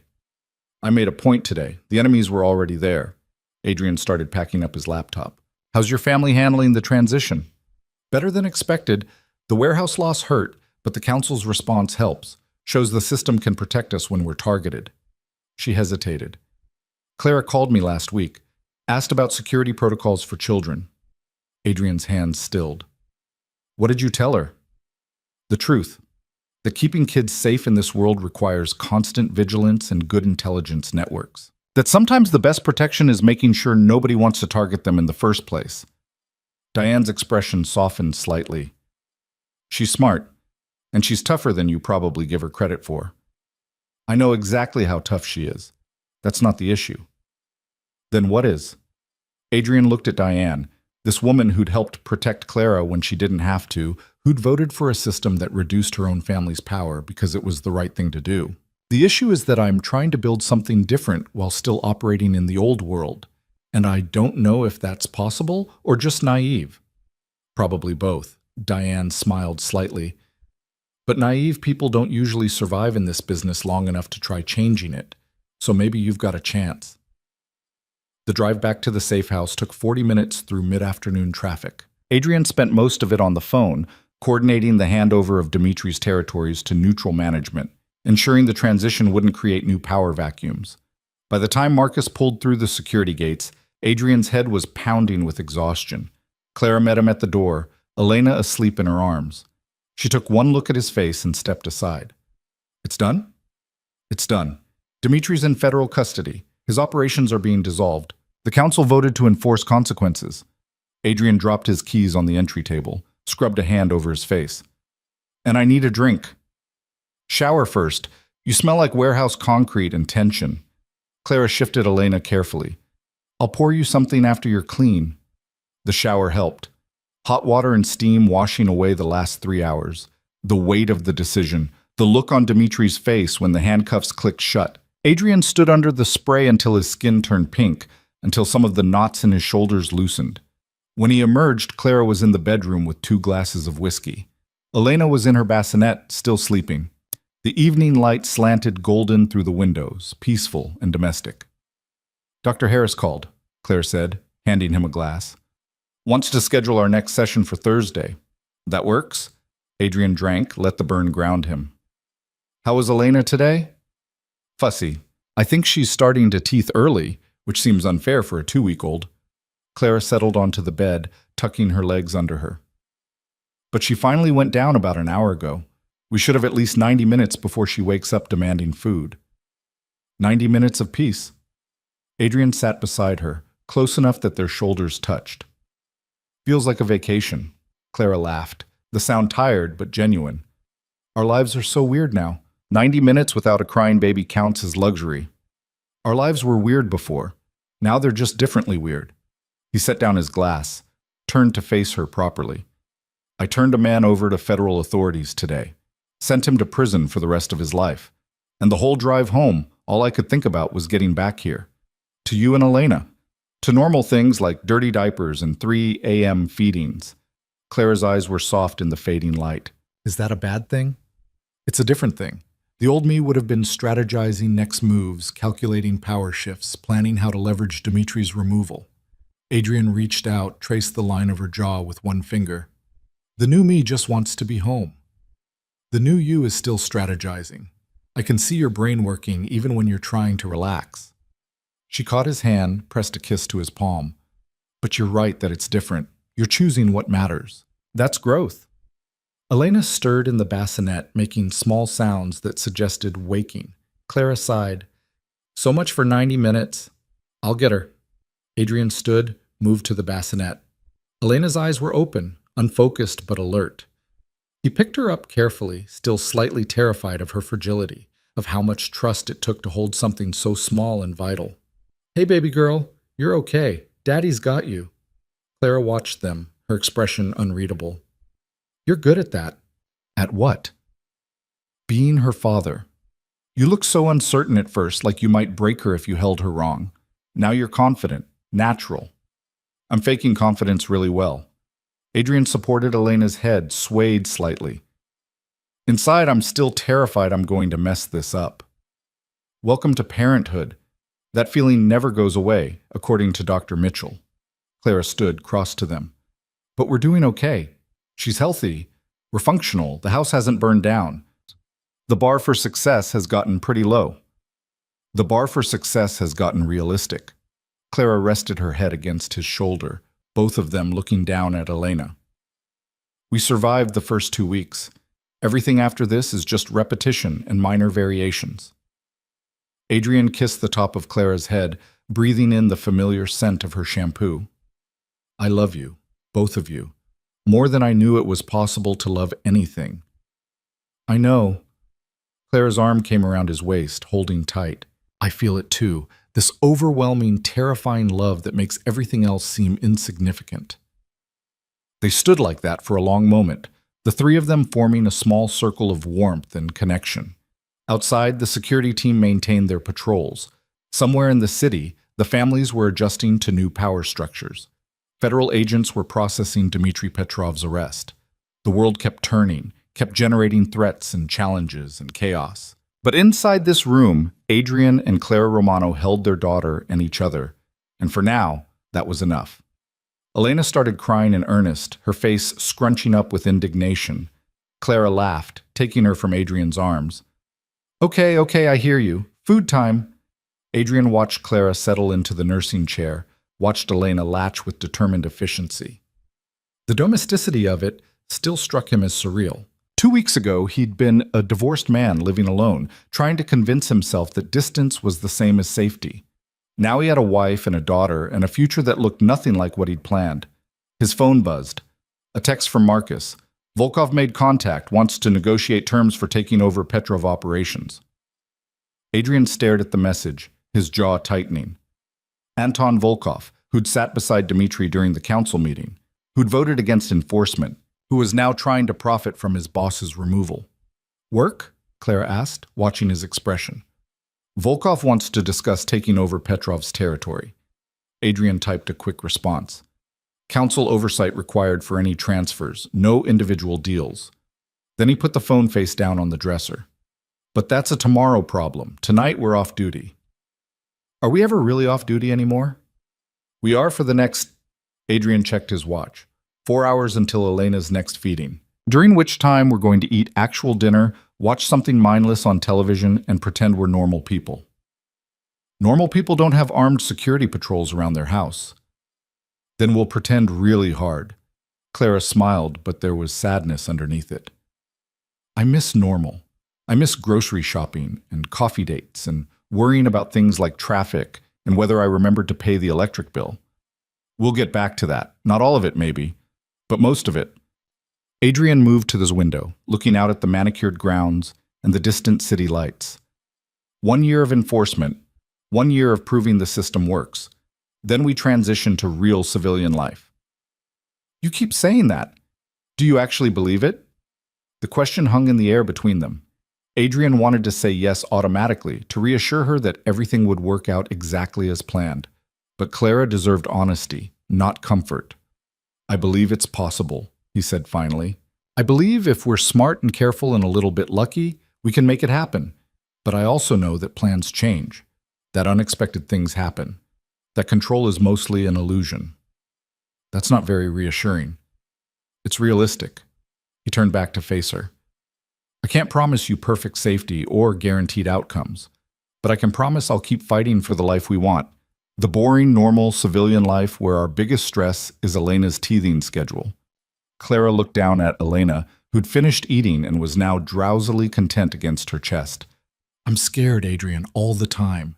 Every car that passes too slowly, every phone call, every time you leave for a meeting, I'm terrified it's going to be the thing that breaks us. I know. He crossed to them, knelt beside the chair. I'm scared too, but we're scared together now. That has to count for something. Does it? It means when things get hard, we don't face them alone. It means when I'm making decisions, I'm thinking about you and Elena first. It means... He took her free hand, held tight. It means we're building something worth protecting, and that gives me a reason to be strategic instead of just ruthless. Elena made a small sound, milk-drunk and peaceful. Clara shifted her to her shoulder, patting gently. Dr. Harris asked me in our last session what I was most afraid of. I told her I was afraid of losing you, of something happening that takes you away permanently. And what did she say? She said that fear is valid but shouldn't be paralyzing, that I need to acknowledge it and then choose to keep living anyway. Clara's eyes met his. So that's what I'm trying to do. Acknowledge that I'm terrified and choose to trust you anyway. Adrian felt something crack open in his chest, raw and tender. Thank you for trusting me, for giving me this chance. Thank me by keeping your promises, by coming home every time, by building the life we both want. I will. He stood, leaned down to kiss her. I promise. The rest of the evening passed in comfortable domesticity.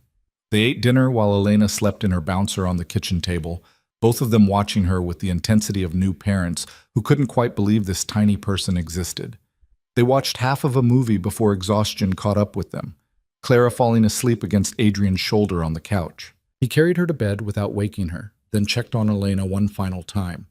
She was sleeping soundly, her small chest rising and falling with perfect rhythm. Adrian stood over the bassinet for a long moment, watching his daughter exist, feeling the weight of responsibility and love press against his ribs. His phone lit up with another message, this time from Diane. Volkov's making moves, reaching out to families who voted against enforcement, building a coalition. Adrian's jaw tightened. He'd expected this. Dmitri's removal created a power vacuum, and Anton Volkov was positioning himself to fill it. The question was whether Volkov would work within the new system or try to undermine it. He typed back, "Keep me informed. Don't engage directly yet." Diane's response came immediately. "Understood. But Adrian, this is going to get messy before it gets clean. He knew she was right. Change was always messy. People who'd benefited from the old system would fight to preserve it or restore it. The next few months would be a constant battle between the council structure he'd built and the traditional hierarchies that had existed for generations. But looking down at Elena, at the peaceful innocence of her sleeping face, Adrian felt his resolve harden. He'd burn down every threat, dismantle every opposition, enforce every consequence necessary to protect this small, perfect life. The ruthlessness hadn't disappeared. It had just found a new purpose. Clara stirred in the bedroom, calling his name softly. Adrian took one last look at Elena, then went to his wife. Tomorrow would bring new challenges, new threats, new tests of the fragile peace he'd negotiated. But tonight, he climbed into bed beside Clara, pulled her close, and let himself believe that maybe, possibly, they could actually make this impossible dream into reality. The world outside could wait until morning. For now, in the darkness of their bedroom, with their daughter sleeping nearby, Adrian Romano allowed himself to be just a husband and father, just a man trying to protect his family, just someone hoping that love might be stronger than violence, that structure might be more powerful than chaos, that choosing differently could actually make a difference. Sleep came slowly, his mind still running through scenarios and contingencies. But Clara's steady breathing beside him, the solid reality of her presence, eventually pulled him under. And for a few hours at least, the war paused long enough for rest. When his phone rang at 4:23 a.m., Adrian knew immediately that the pause was over. He answered without looking at the screen, already sliding out of bed. "Talk to me." Marcus's voice was tight. "Volkov just hit 3 council-aligned businesses simultaneously, all non-violent, all property damage. But the message is clear. He's declaring himself opposition." Adrian's blood went cold, then hot, fury rising swift and sharp. Casualties? None. He was careful about that, probably trying to avoid triggering the same consequences that took down Dmitri. Smart. Adrian was already getting dressed, his movements economical and practiced. But not smart enough. Call an emergency session. 6 a.m. every family head. And Marcus, this time we don't vote, we act. Understood. Adrian ended the call, turned to find Clara sitting up in bed, her face pale in the darkness. It's starting again. It never stopped. It just paused. He finished buttoning his shirt, grabbed his jacket. "I'll be back by noon." "Adrian, I have to handle this now, before it escalates into something worse." He crossed to her, kissed her hard. "I love you. Keep Elena safe. Marcus is leaving 2 extra guards here." Then he was gone, moving through the dark house with purpose and controlled fury. The war for control wasn't over. It had just entered a new phase, and Anton Volkov was about to learn that testing the council's resolve was very different from breaking it. The city was still sleeping as Adrian's car cut through empty streets toward the meeting location. But inside his mind, strategy was already forming, consequences were being calculated, and the cold, ruthless part of himself that had built an empire was waking up with terrible clarity. This was the cost of change. This was the price of building something different, and Adrian Romano was prepared to pay it, no matter how high it climbed. The emergency council session convened in a different location this time, a repurposed bank vault with walls thick enough to survive a direct missile strike. Adrian arrived first, his suit immaculate despite the early hour, his expression carved from ice. Marcus had already set up the evidence. 3 screens showing simultaneous footage of Volkov's coordinated attacks on council-aligned properties. The family heads filtered in over the next 20 minutes, most of them looking as sleep-deprived and furious as Adrian felt. Diane Castellano arrived with dark circles under her eyes and murder in her expression. The warehouse that had burned weeks ago belonged to her family. These new attacks felt personal. Anton Volkov was conspicuously absent. Adrian waited until everyone was seated before speaking. At 3:47 this morning, Anton Volkov orchestrated simultaneous attacks on 3 council-protected businesses: the Castellano import warehouse, the Chen family's distribution center, and the Martinez shipping facility. All 3 were hit within a 5-minute window. No casualties, but significant property damage. He pulled up the security footage, letting it play without commentary. Masked men approaching with incendiary devices. controlled burns that destroyed inventory but left structures mostly intact, professional execution that spoke to careful planning. Volkov's sending a message, Diane said, her voice tight. He's proving he can coordinate complex operations without triggering the same consequences that took down Dmitri. He's also testing how we respond to attacks that don't result in deaths, added Michael Chen, the young head of his family's operations, seeing if property damage alone is enough to warrant council action. Adrian looked around the table, meeting each person's eyes in turn. The question isn't whether this warrants action. It clearly does. The question is what kind of action sends the right message without escalating into open warfare. We could hit back, suggested Carlos Martinez. Take out some of his properties, show him we can play the same game. That's exactly what he wants. Adrian pulled up a new document, financial records he'd been compiling since Dmitri's arrest. Volkov's been systematically moving his legitimate assets into offshore accounts and shell companies.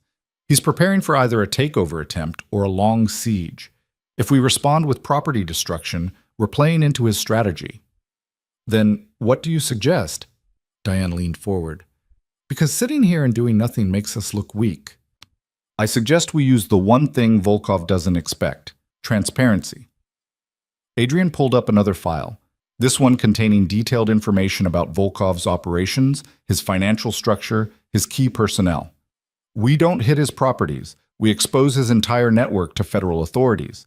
Bank accounts, shipping routes, corrupt officials he's paying off, everything. The room went very quiet. What Adrian was suggesting went far beyond turning over one person for a specific crime.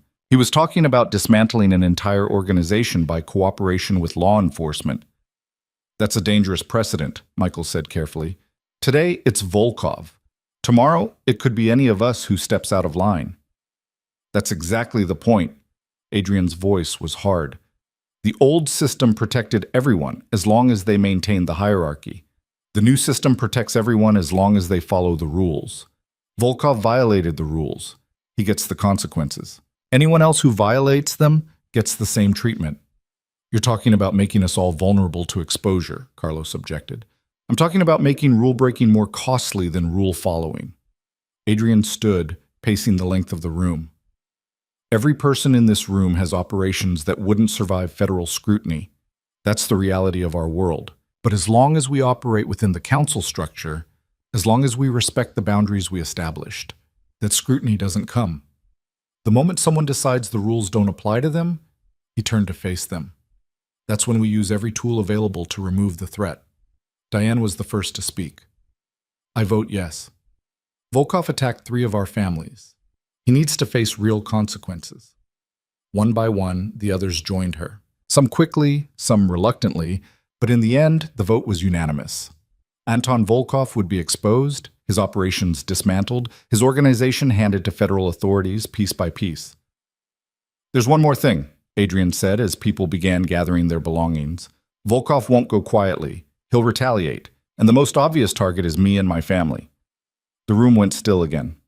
Everyone understood what he was really saying, that by being the face of enforcement, by being the one who pushed hardest for consequences, Adrian had painted a target on Clara and Elena. We can provide additional security, Michael offered. My family owes you for the protection framework. We'll contribute resources.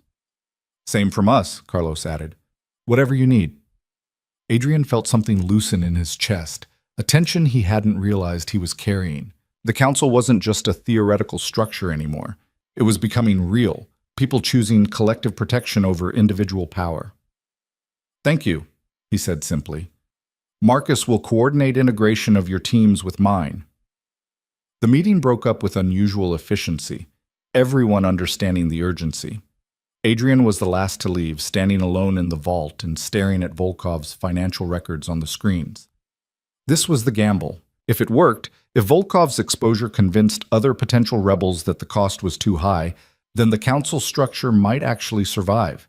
If it failed, if this triggered a wider conflict, then everything he'd built would collapse. His phone rang, Clara's number. Hey, he answered, trying to sound less exhausted than he felt. Everything okay? Elena's fine, I'm fine. The house is still standing. A pause. But Adrian, There's a car parked at the end of the driveway. It's been there for 20 minutes. Marcus's team checked it out. It's empty. Engine running, no one inside. Adrian's blood went cold. Get to the panic room. Now. Already here. Marcus moved us the moment they spotted it. Claire's voice was steady, but he could hear the fear underneath. What's happening? Volkov's making a move, trying to scare us, probably. Maybe worse. Adrian was already running for his car, Marcus at his heels. Stay in the panic room until I get there. Do not come out for anyone except me or Marcus. Understood? Understood. The drive back to the safe house was the longest 30 minutes of Adrian's life. His mind ran through scenarios: car bomb, distraction for a ground assault, psychological warfare designed to keep them off balance. By the time they cleared the security gates, he'd mentally prepared for all of them. The mysterious car was still there, idling at the end of the drive. Marcus's team had established a perimeter around it, weapons drawn but not yet engaging. Smart. Don't escalate until you know what you're dealing with. Adrian approached on foot, Marcus beside him, both of them moving with the careful precision of people who'd done this too many times to be reckless. The car was a black sedan, windows tinted, nothing distinctive about it. Could be anyone's vehicle. Could be anything inside. Bomb squad's en route, Marcus said quietly. ETA 15 minutes. We don't have 15 minutes. Adrian pulled out his phone, dialed the number that connected directly to the panic room. Clara, I need you to access the security cameras. Do you see anyone approaching the house from any angle? A pause while she checked. No, just your team and the car. Okay, stay put. I'm going to check the vehicle. Adrian, that's insane. Stay put. I love you. He ended the call before she could argue further. Marcus was already pulling on protective gear, the lightweight kind that might stop shrapnel but wouldn't do much against a real explosive. Adrian did the same, moving on autopilot. This was the cost of the life he'd chosen. This was the price of enforcement. They approached the car from opposite sides, weapons drawn. The engine was still running, exhaust visible in the cool morning air. Adrian reached the driver's door first, peered through the tinted window. Empty, just like the security team had said. But on the dashboard, clearly visible, was an envelope. This is a setup, Marcus said. Classic intimidation play. Make us think it's a bomb, turn out to be a message. Or it's both. Adrian tried the door handle. Locked. We need to check the trunk. Marcus circled around, examined the back of the vehicle. Trunk secure, no visible wires or triggers. He pulled out a slim tool, worked the lock with practiced efficiency. The trunk popped open with a soft click. Inside was a single box, wrapped in plain brown paper. No ticking, no wires. Just a box and another envelope. Adrian reached for it, ignoring Marcus's protest. If this was meant to kill him, Volkov would have used something more certain than a random package. This was theater, psychological warfare. The envelope contained a single photograph. Clara, walking through a park with Elena in a stroller. Taken recently, judging by what she was wearing. Taken close enough to show details. Taken by someone who'd been following her without the security team noticing. Adrian's vision tunneled, rage so complete it felt like ice in his veins. Volkov had gotten close to his family, had stalked them, had documented it, and sent it back as proof that he could reach them whenever he wanted. Boss? Marcus's voice was tight. The box. Adrian opened it carefully, his hand steady despite the fury. Inside was Elena's stuffed rabbit, the one that had gone missing from the nursery 2 days ago. They'd thought it had been misplaced in the chaos of daily life, but Volkov had taken it, had been in their home, had been close enough to their daughter to take her toy. The second envelope was tucked beneath the rabbit. Adrian opened it with fingers that wanted to crush and tear. The note was typed, impersonal. The council thinks it can change the rules, but some rules are older than structures, older than votes. You took everything from Dmitri for killing 3 nobodies. I'll take everything from you for killing the old ways, your family, your wife, your daughter. Everything you love becomes leverage. Welcome to the real war. Adrian read it twice, each word carving itself into his consciousness with brutal clarity. Then he pulled out his phone and made a call he'd hoped never to make. This is Adrian Romano. I need to speak to Director Pierce. Tell her it's an emergency and it involves Anton Volkov. The call connected through 3 layers of security before a woman's voice came on the line. Mr. Romano, this is unexpected. Director Pierce, I have evidence that Anton Volkov has committed breaking and entering, stalking, and made credible threats against my family, including my infant daughter. Adrian's voice was flat, professional. I'm prepared to provide you with everything I have on his entire operation in exchange for immediate federal protection for my wife and child. That's quite an offer. What's the catch? No catch. I want Volkov in custody within the hour. I want him charged with everything you can make stick, and I want my family protected while that happens. Adrian looked at the photograph, at Clara's smile captured by a stalker's lens. After that, I'll give you enough evidence to dismantle his organization completely. We'll need to verify the threat is credible. I'm standing next to a car that was left at my property with a stolen item from my daughter's nursery and photographs of my wife being surveilled. How much more credible do you need? A pause. Stay where you are. We'll have a team there in 30 minutes. The FBI arrived with impressive speed, 3 vehicles full of agents who swept the property with professional efficiency. Director Sarah Pierce was a woman in her 50s with sharp eyes and a reputation for taking down organized crime figures who thought they were untouchable. She examined the photograph, the rabbit, the threatening note, with the focused intensity of someone building a case. This is good, she said, photographing everything for evidence. Stalking, breaking, and entering, terrorist threats. We can hold him on this while we build the larger case. How long until you can arrest him? Adrian asked. His location is known.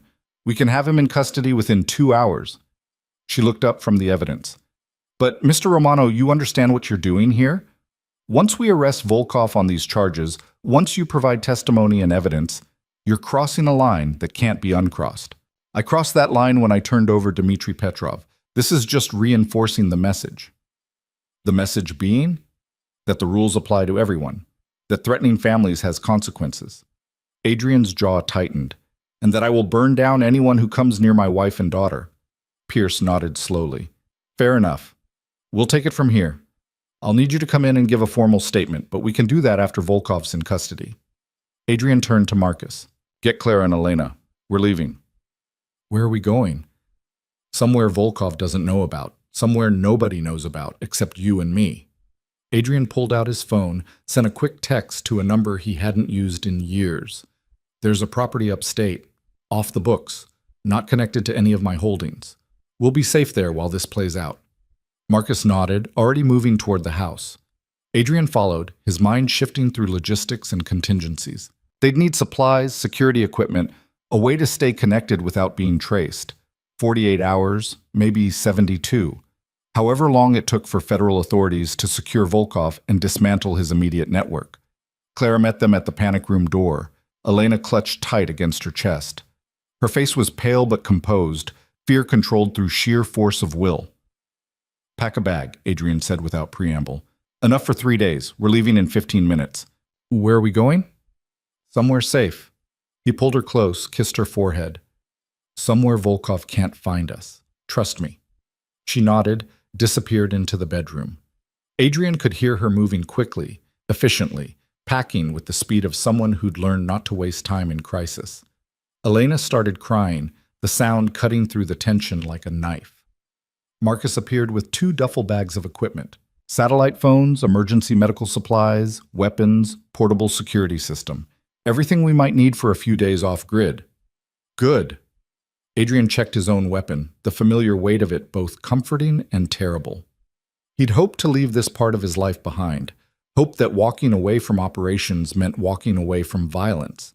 But violence had followed him anyway, had found the seams in his protection and exploited them ruthlessly. Clara emerged with a single bag, Elena now quiet in her carrier. I'm ready. They loaded into an unmarked SUV, Marcus driving, Adrian in the back with Clara and Elena. The route took them through back roads and industrial areas, places where surveillance was sparse and traffic cameras were few. Adrian watched the mirrors constantly, looking for tails, for patterns, for anything that suggested they'd been followed. The safe house was 2 hours north, buried in the mountains where cell service was spotty, and the nearest neighbor was 5 miles away. It had been Adrian's contingency plan for years, a place to disappear if everything went completely wrong. He'd never thought he'd actually use it, never thought circumstances would force him this far off the grid. The property looked abandoned from the road, overgrown drive, weathered exterior, no visible security. But Adrian knew better. The cameras were hidden, the reinforced structure invisible beneath the rustic facade, the escape routes carefully planned and maintained. This was a fortress that looked like a forgotten cabin. Marcus swept the interior while Adrian got Clara and Elena settled. The inside was sparse but functional: bedroom, kitchen, bathroom, and a main room with communication equipment and supplies. Not comfortable, but safe. "I hate this," Clara said, settling Elena into a portable crib that Marcus had somehow produced. "I hate running. I hate hiding. I hate that our lives are like this." "I know." Adrian checked the security monitors, watched the perimeter cameras cycle through their feeds. "But it's temporary, 48 hours, maybe less. Then Volkov's in custody and we can go home." "Can we?" She turned to face him, exhaustion and fear mixing in her expression. "Or is this just going to keep happening? Different enemies, different threats, same terror?" It was the question Adrian had been avoiding, the truth he didn't want to face. That enforcing the new system meant making enemies.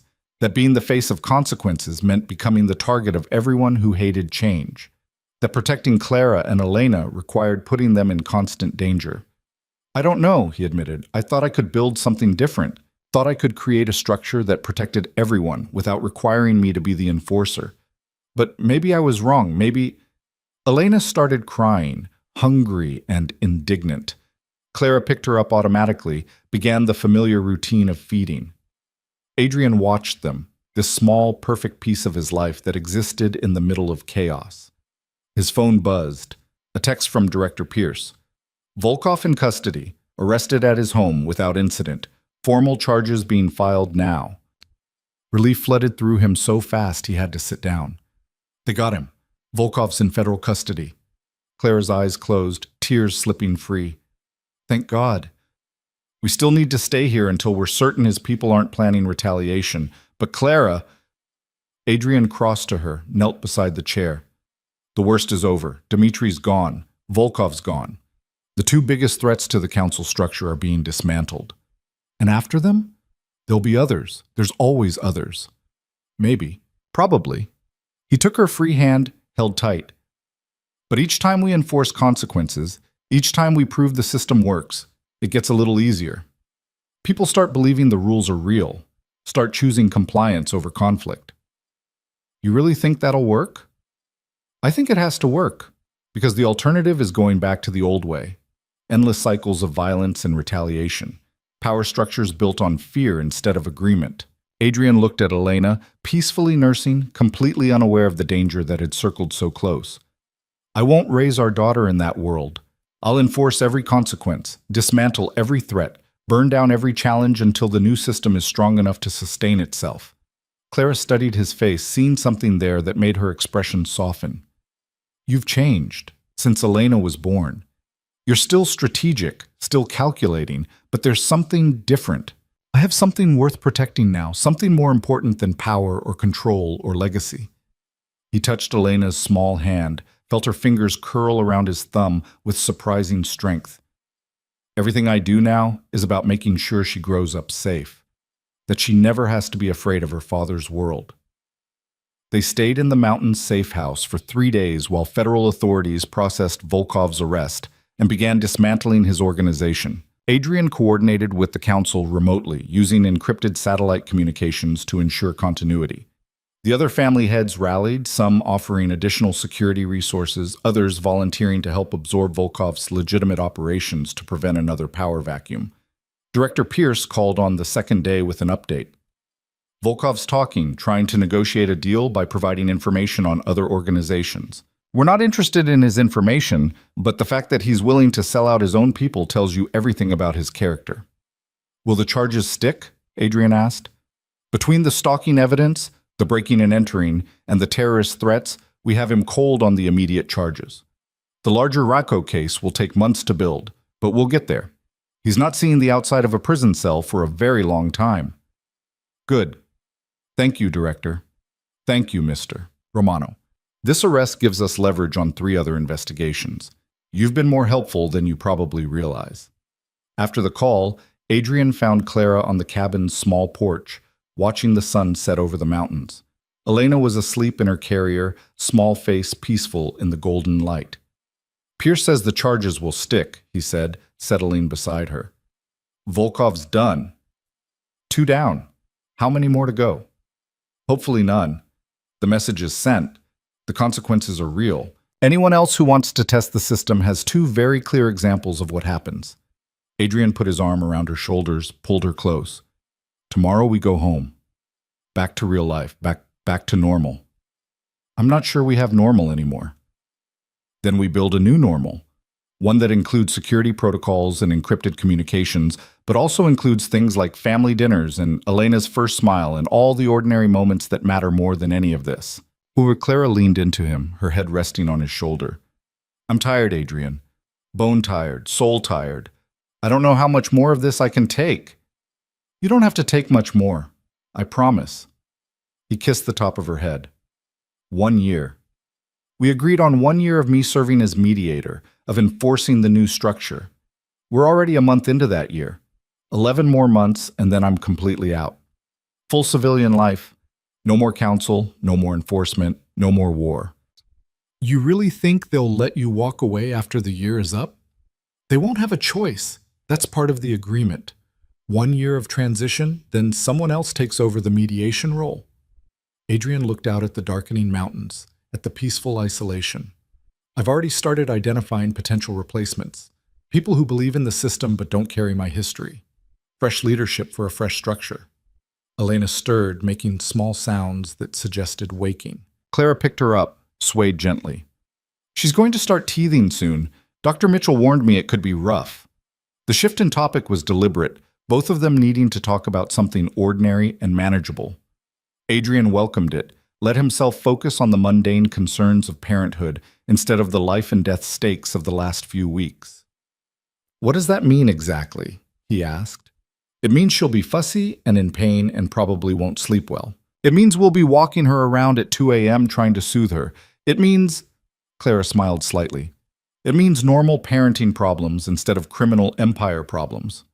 I'll take it. Any day of the week, I'll take teething over assassination attempts. They went inside as full darkness fell, securing the cabin for the night. Marcus had returned to the city to coordinate with federal authorities, leaving them alone with the security system and a satellite phone for emergencies. It should have felt isolating, dangerous. Instead, it felt almost peaceful. Adrian made dinner while Clara fed Elena, the domestic routine grounding them both. They ate at the small kitchen table, talking about nothing important. What books they wanted to read, what kind of stroller would work best for hiking, whether Elena would inherit Adrian's dark hair or Clara's lighter coloring. I like this, Clara said as they were cleaning up. Just us. No security teams, no council business, just our family. We can have more of it. After the year is up, we'll be completely private citizens. Maybe we move somewhere quieter, somewhere Elena can grow up without constant surveillance. Like where? I don't know. Somewhere with good schools and low crime and neighbors who've never heard the name Romano. Adrian put away the last dish, turned to face her. Somewhere we can be boring and ordinary and anonymous. That sounds like heaven. Elena started crying, the sharp sound of hunger rather than distress. Clara picked her up, began the familiar dance of nighttime feeding. Adrian watched them, his wife and daughter, and felt something settle in his chest. Purpose, direction. The absolute certainty that everything he was doing, every risk, every conflict, every brutal decision was worth it for this. His phone buzzed. A message from Diane. Council vote tomorrow on Volkov's territory distribution. Your presence requested but not required. Adrian typed back. I'll be there. Time? 2 p.m., same location as last meeting. He showed Clara the message. I need to be at a council meeting tomorrow afternoon, just to vote on how Volkov's operations get redistributed. Shouldn't take more than a couple hours. Her expression tightened, but she nodded. Okay, just be careful. Always. That night they slept in the cabin's single bedroom, Elena's portable crib beside the bed. Adrian woke every few hours, his body still programmed for threat assessment, checking the security feeds and the perimeter alarms. Everything stayed quiet, peaceful. The kind of night that felt too good to trust. But morning came without incident, sunlight streaming through the windows, Elena's cheerful babbling announcing her hunger in the new day. They packed up slowly, both reluctant to leave the isolation and return to the complicated reality of their actual lives. The drive back to the city felt longer than the drive out. Adrian watched Clara in the rearview mirror, saw her staring out the window with Elena asleep against her chest. The weight of everything they'd been through showed in the lines around her eyes, the tension in her shoulders. "We're going to be okay," he said quietly. She met his eyes in the mirror. "Promise?" "Promise. Whatever it takes, however long it takes, we're going to build the life we want." But the council meeting that afternoon was anticlimactic compared to the drama of the previous weeks. Volkov's legitimate operations were divided among the families who'd lost property in his attacks, reparations paid in business assets rather than cash. The vote was unanimous, efficient, almost boring in its lack of conflict. Afterward, Diane pulled Adrian aside. "It's working. People are starting to believe the system can actually function." "Don't sound so surprised." "I'm not surprised. I'm relieved." She glanced around the emptying room. "There's talk about making the mediator position permanent. Not you specifically, but having someone in that role ongoing instead of just for transition." "That's good. That's the structure becoming self-sustaining." "It is. But Adrian," Diane's expression turned serious, "you need to start training your replacement soon. Because if you try to stay past the agreed year, people are going to see it as a power grab. The system only works if you actually step back when you said you would." "I know. I'm already working on it." "Good. Because I'd hate to see everything we built fall apart because you couldn't let go." The words stung, but Adrian recognized the truth in them. He'd created this structure, but he couldn't be the one to run it forever. The whole point was to build something that didn't require his constant presence, his constant enforcement, his constant willingness to be the villain. He drove home thinking about succession, about training, about what it would mean to truly walk away from power after spending 15 years building it. The house came into view, secure and peaceful, Marcus's team visible at their posts. Clara met him at the door, Elena in her arms. "How did it go?" "Good, quiet, boring." He kissed them both. "Exactly what we need." That evening, Adrian sat in his office while Clara put Elena to bed and started making a list of potential mediator candidates. People with the right combination of strategic thinking and diplomatic skills. People who understood the old world but believed in the new system. People who could enforce consequences without enjoying the power. It was a short list, but it was a start. 11 more months. 11 more months of enforcement and mediation and proving the structure could work. Then he'd hand it over to someone else and walk away for real this time. Walk away to the civilian life he'd promised Clara, to the ordinary existence Elena deserved. The path wasn't clear yet. The future wasn't certain, but for the first time since signing those divorce papers 8 months ago, Adrian Romano could see a version of tomorrow that included peace instead of war, partnership instead of isolation, family instead of empire. And that, more than any power he'd ever held, felt like victory. 3 weeks after Volkov's arrest, Clara woke to the sound of Elena crying and sunlight streaming through windows that no longer felt like observation points for potential threats. The security team was still there, still vigilant, but something had shifted. The house felt less like a fortress and more like a home. She found Adrian in the nursery, already changed and holding Elena against his shoulder, swaying gently while humming something tuneless. He'd gotten better at this, the early morning comfort, the instinctive response to their daughter's needs. He looked up when Clara appeared in the doorway, smiled with the kind of unguarded warmth he rarely showed anyone else. "She's teething," he said quietly. "I can feel the bumps on her gums." Dr. Mitchell said it would start soon. Clara moved to them, touched Elena's flushed cheek. "Poor baby." I gave her the teething ring from the freezer. It helped a little. Adrian kissed Elena's head, then handed her to Clara. "I have to leave in an hour. Final candidate interview for the mediator position." "The last one?" Clara settled into the rocking chair, Elena already rooting for breakfast. "Yeah. Thomas Brennan. Former federal prosecutor who specialized in organized crime cases. Left the DA's office 2 years ago to start consulting. He understands both worlds, has no family ties to complicate loyalty, and according to everyone who's worked with him, he's brilliant at negotiation. Clara looked up at him, saw the tension hiding beneath the casual update. "You're nervous about handing this over."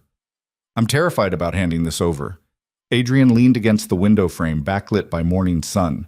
"What if I choose wrong? What if the person I select can't handle the pressure, or gets corrupted by the power, or decides the old ways were better after all? Then the council removes them and chooses someone else.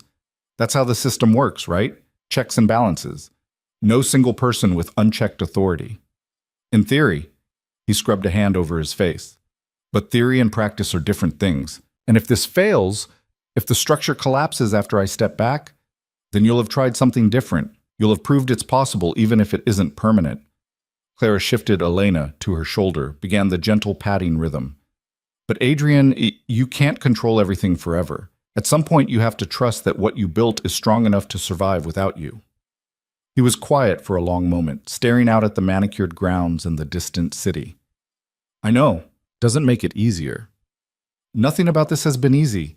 Why should letting go be any different?" Adrian laughed, the sound tired but genuine. "Fair point." He checked his watch. "I need to get ready. The interview's at 9. Clara watched him leave, then looked down at Elena, who'd fallen back asleep against her chest. "Your daddy's trying to save the world by giving up power. Most people try to save it by taking more. We got lucky with him, didn't we?" Elena made a small sound that could have been agreement or gas. Clara chose to believe it was agreement. The interview with Thomas Brennan took place in a conference room that had been swept for surveillance devices 3 times. The man who arrived was in his early 40s, salt and pepper hair cut short, sharp eyes that missed nothing. He wore a suit that suggested success, but not ostentation, and he moved with the confidence of someone who'd faced down dangerous people and survived. Adrian spent the first 30 minutes probing Brennan's background, his motivations, his understanding of the council structure. The man's answers were thoughtful and direct. No diplomatic hedging or political maneuvering. "I'm not interested in power for its own sake," Brennan said when Adrian asked about his intentions. "I spent 10 years prosecuting people who used power to hurt others. The work was important, but ultimately Sisyphean. Put one person away, 3 more take their place. Your council structure offers something different, a way to create accountability from the inside rather than imposing it from the outside. And you think that can work?" "I think it's already working. Dmitry Petrov and Anton Volkov are both in federal custody because their own organization turned on them for breaking agreed-upon rules. That's unprecedented. Usually, we have to build cases from the outside while everyone inside circles the wagons." Adrian pulled up the council's operational framework on his laptop, turned it so Brennan could see. "The mediator's role is to interpret disputes, recommend consequences, and maintain the balance between families. No operational authority, no ability to make unilateral decisions, just arbitration and advocacy, which requires someone the families trust to be fair." Brennan studied the framework carefully. "Someone without personal stakes in the outcomes." "Exactly. Which is why I can't keep doing it. I have too much history, too many relationships, too many people who see me as either an ally or a threat." Adrian closed the laptop. "You're a neutral party, former law enforcement, which gives you credibility on consequences. No family connections, which removes bias. And your record suggests you understand how to navigate complex power dynamics. You're offering me the position. I'm offering you the opportunity to prove you're the right choice. 3 months working alongside me, learning the families, understanding the conflicts, building relationships. Then, if the council approves and you still want it, the position is yours." Adrian met Brennan's eyes directly. "This isn't ceremonial. The threats are real. The stakes are life and death. And you'll be making decisions that could save or destroy people depending on how well you judge situations." Brennan was quiet for a moment, considering. "What happens to you after the transition?" "I become a private citizen, full civilian life. The council has my contact information for emergencies, but otherwise I'm out completely." Adrian felt the weight of that statement, the finality. "My wife and daughter deserve a life where their safety isn't constantly threatened by my professional obligations. This is how I give them that. Most people in your position would find a way to maintain control while appearing to step back." Most people in my position don't have a 3-week-old daughter who was born while armed mercenaries were trying to break down the door. Adrian's voice went hard. I'm not interested in maintaining control. I'm interested in building something sustainable and then getting the hell out before it costs me everything that matters. Brennan nodded slowly. When would you want me to start? Tomorrow, if you're willing. I'm willing. They shook hands, the gesture formal but significant. Adrian felt something loosen in his chest, relief and terror mixing in equal measure. This was the beginning of the end, the start of the transition that would either prove his system could work or reveal it as an optimistic fantasy. He spent the rest of the day bringing Brennan up to speed, introducing him to Marcus's security team, providing access to the encrypted communication systems. Brennan absorbed information quickly, asked smart questions, showed no signs of being overwhelmed by the complexity. You're good at this, Adrian said as they were wrapping up. The analysis, the strategic thinking, the ability to see multiple angles simultaneously. I had good teachers. Prosecutors learn to think like criminals to build effective cases. You learn to anticipate, to understand motivations, to see the logic in seemingly chaotic actions. Brennan gathered his notes. Your counsel structure makes sense because it aligns incentives correctly. Following the rules costs less than breaking them. That's sustainable in a way that pure fear-based control never is. Adrian walked him to his car, making sure security logged the departure properly. When he returned to the house, Clara was waiting in the living room with Elena. How did it go? She asked. Good. Really good, actually. He starts tomorrow. Adrian dropped onto the couch beside her, suddenly exhausted. 3 months of training and then I'm out. How do you feel about that? Like I'm jumping off a cliff and hoping the parachute opens. He pulled Clara against his side, careful not to jostle Elena, but also relieved. Like maybe this might actually work. Elena chose that moment to spit up on Clara's shoulder, the timing so perfect they both started laughing.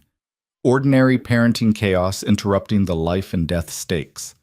Adrian grabbed a burp cloth, helped Clara clean up, feeling the normalcy of it settle over him like armor. She has impeccable timing, Clara said, wiping Elena's chin. She has your sense of dramatic timing.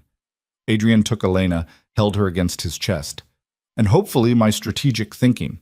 Combined, she'll be unstoppable. That's a terrifying thought. The next 3 months blurred into a routine of careful transition. Brennan shadowed Adrian through council meetings, mediation sessions, conflict resolutions.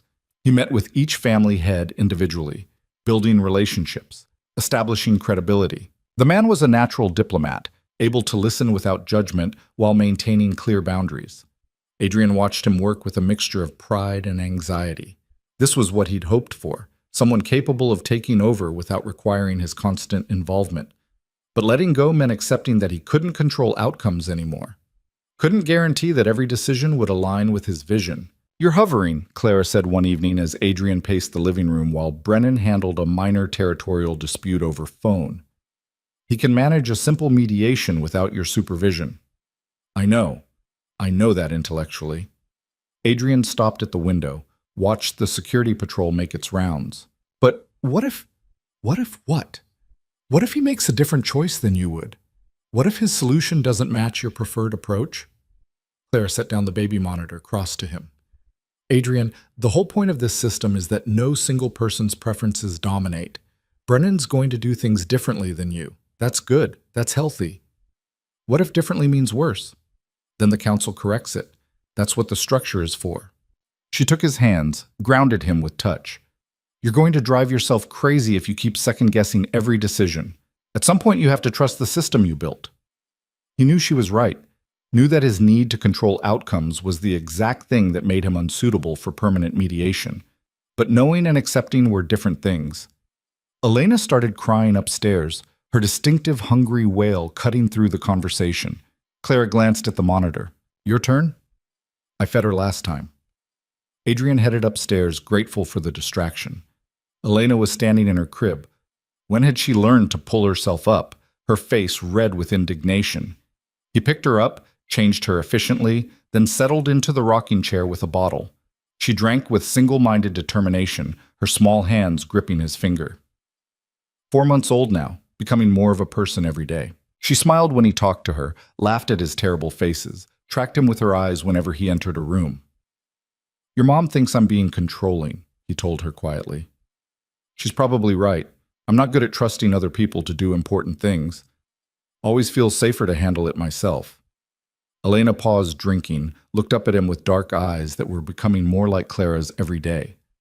"But here's the thing. If I don't let go, if I keep holding on to control, then all of this was for nothing. The council, the new rules, the whole structure, it only matters if it can survive without me. Otherwise, it's just another power play dressed up in better language." Elena went back to her bottle, unimpressed by his crisis of faith. "You're going to grow up in a different world than I did," Adrian continued. "One where family doesn't mean you're automatically involved in questionable business. Where your safety doesn't depend on your father's ability to instill fear. Where being a Romano means something other than violence and power." He pulled the empty bottle away, lifted her to his shoulder for burping. "That's the promise I made to your mother. That's the promise I'm making to you. Whatever it takes. However hard it is." Elena burped impressively, then made happy sounds against his shoulder. Adrian held her close, breathing in the baby shampoo scent of her, feeling the absolute certainty that every difficult decision had been worth it for this. The formal transition happened on a gray morning in late autumn, exactly 1 year after the council structure had been established. Every family head gathered in the same renovated bank vault where they'd voted to enforce consequences against Dmitry Petrov. But the atmosphere was different now, less tension, more cautious optimism. Adrian stood at the head of the table one final time. "A year ago, I proposed a new way of operating, a structure built on accountability instead of fear, on collective decision-making instead of individual authority, on consequences that applied equally regardless of power or position. You voted to try it, and against all odds, it worked." He pulled up statistics on the room's projection screen. Territorial disputes down 63% compared to the previous year. Civilian casualties down by 90%. Federal prosecutions of family operations down 40% because we're self-policing before external forces have to intervene. The system works.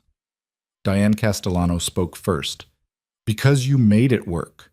You enforced consequences when it would have been easier to look the other way. You turned over people who'd been allies because they violated the rules. You prioritized the structure over personal relationships, which is exactly why I can't continue as mediator." Adrian's voice was steady. "The position requires neutrality I no longer have. Too many of you see me as either the person who protected you or the person who destroyed your enemies. That's not neutral. That's not sustainable." He gestured to Brennan, who stood at the side of the room. "Thomas Brennan has spent 3 months learning this system, building relationships with your families, understanding the nuances of the conflicts we manage. He's former federal law enforcement, which gives him credibility on consequences without the baggage of family loyalty. And most importantly, he believes in the structure we built." Brennan stepped forward, professional and confident. "I'm not Adrian Romano. I don't have his history or his relationships or his reputation. What I have is a commitment to making this system work, to arbitrating disputes fairly, to recommending consequences consistently, to maintaining the balance that makes collective governance possible." The room was quiet as families considered. Adrian had spent the last month individually lobbying for Brennan's approval, using every relationship he'd built to advocate for the transition. But the final decision belonged to the council. Michael Chen raised his hand. "I vote to confirm Thomas Brennan as mediator." One by one, the others followed. Some quickly, some after visible deliberation. But in the end, the vote was unanimous. Brennan was officially the council's new mediator. Adrian felt the weight lift from his shoulders so suddenly he almost staggered. It was done. The transition was complete. He was officially out. "Thank you," he said simply, "for trusting the process, for committing to something different, for proving that change is possible even in our world." Diane approached as people were filing out. "You did something remarkable here. You know that, right?" "We did something remarkable. I just started it." Adrian shook her hand, the gesture formal but warm. "Take care of him. Help him succeed. The system only works if everyone's invested in its success." "We will, because we want it to work." She paused at the door. "What will you do now? In civilian life?" "Honestly, I have no idea. but I'm looking forward to finding out. Clara was waiting when he got home, Elena playing on a blanket on the living room floor. She looked up when Adrian entered, her expression hopeful and nervous. "It's done," he said. "Brennan's confirmed. I'm officially retired." Clara stood, crossed to him, wrapped her arms around him tight. "How do you feel?" "Terrified. Relieved.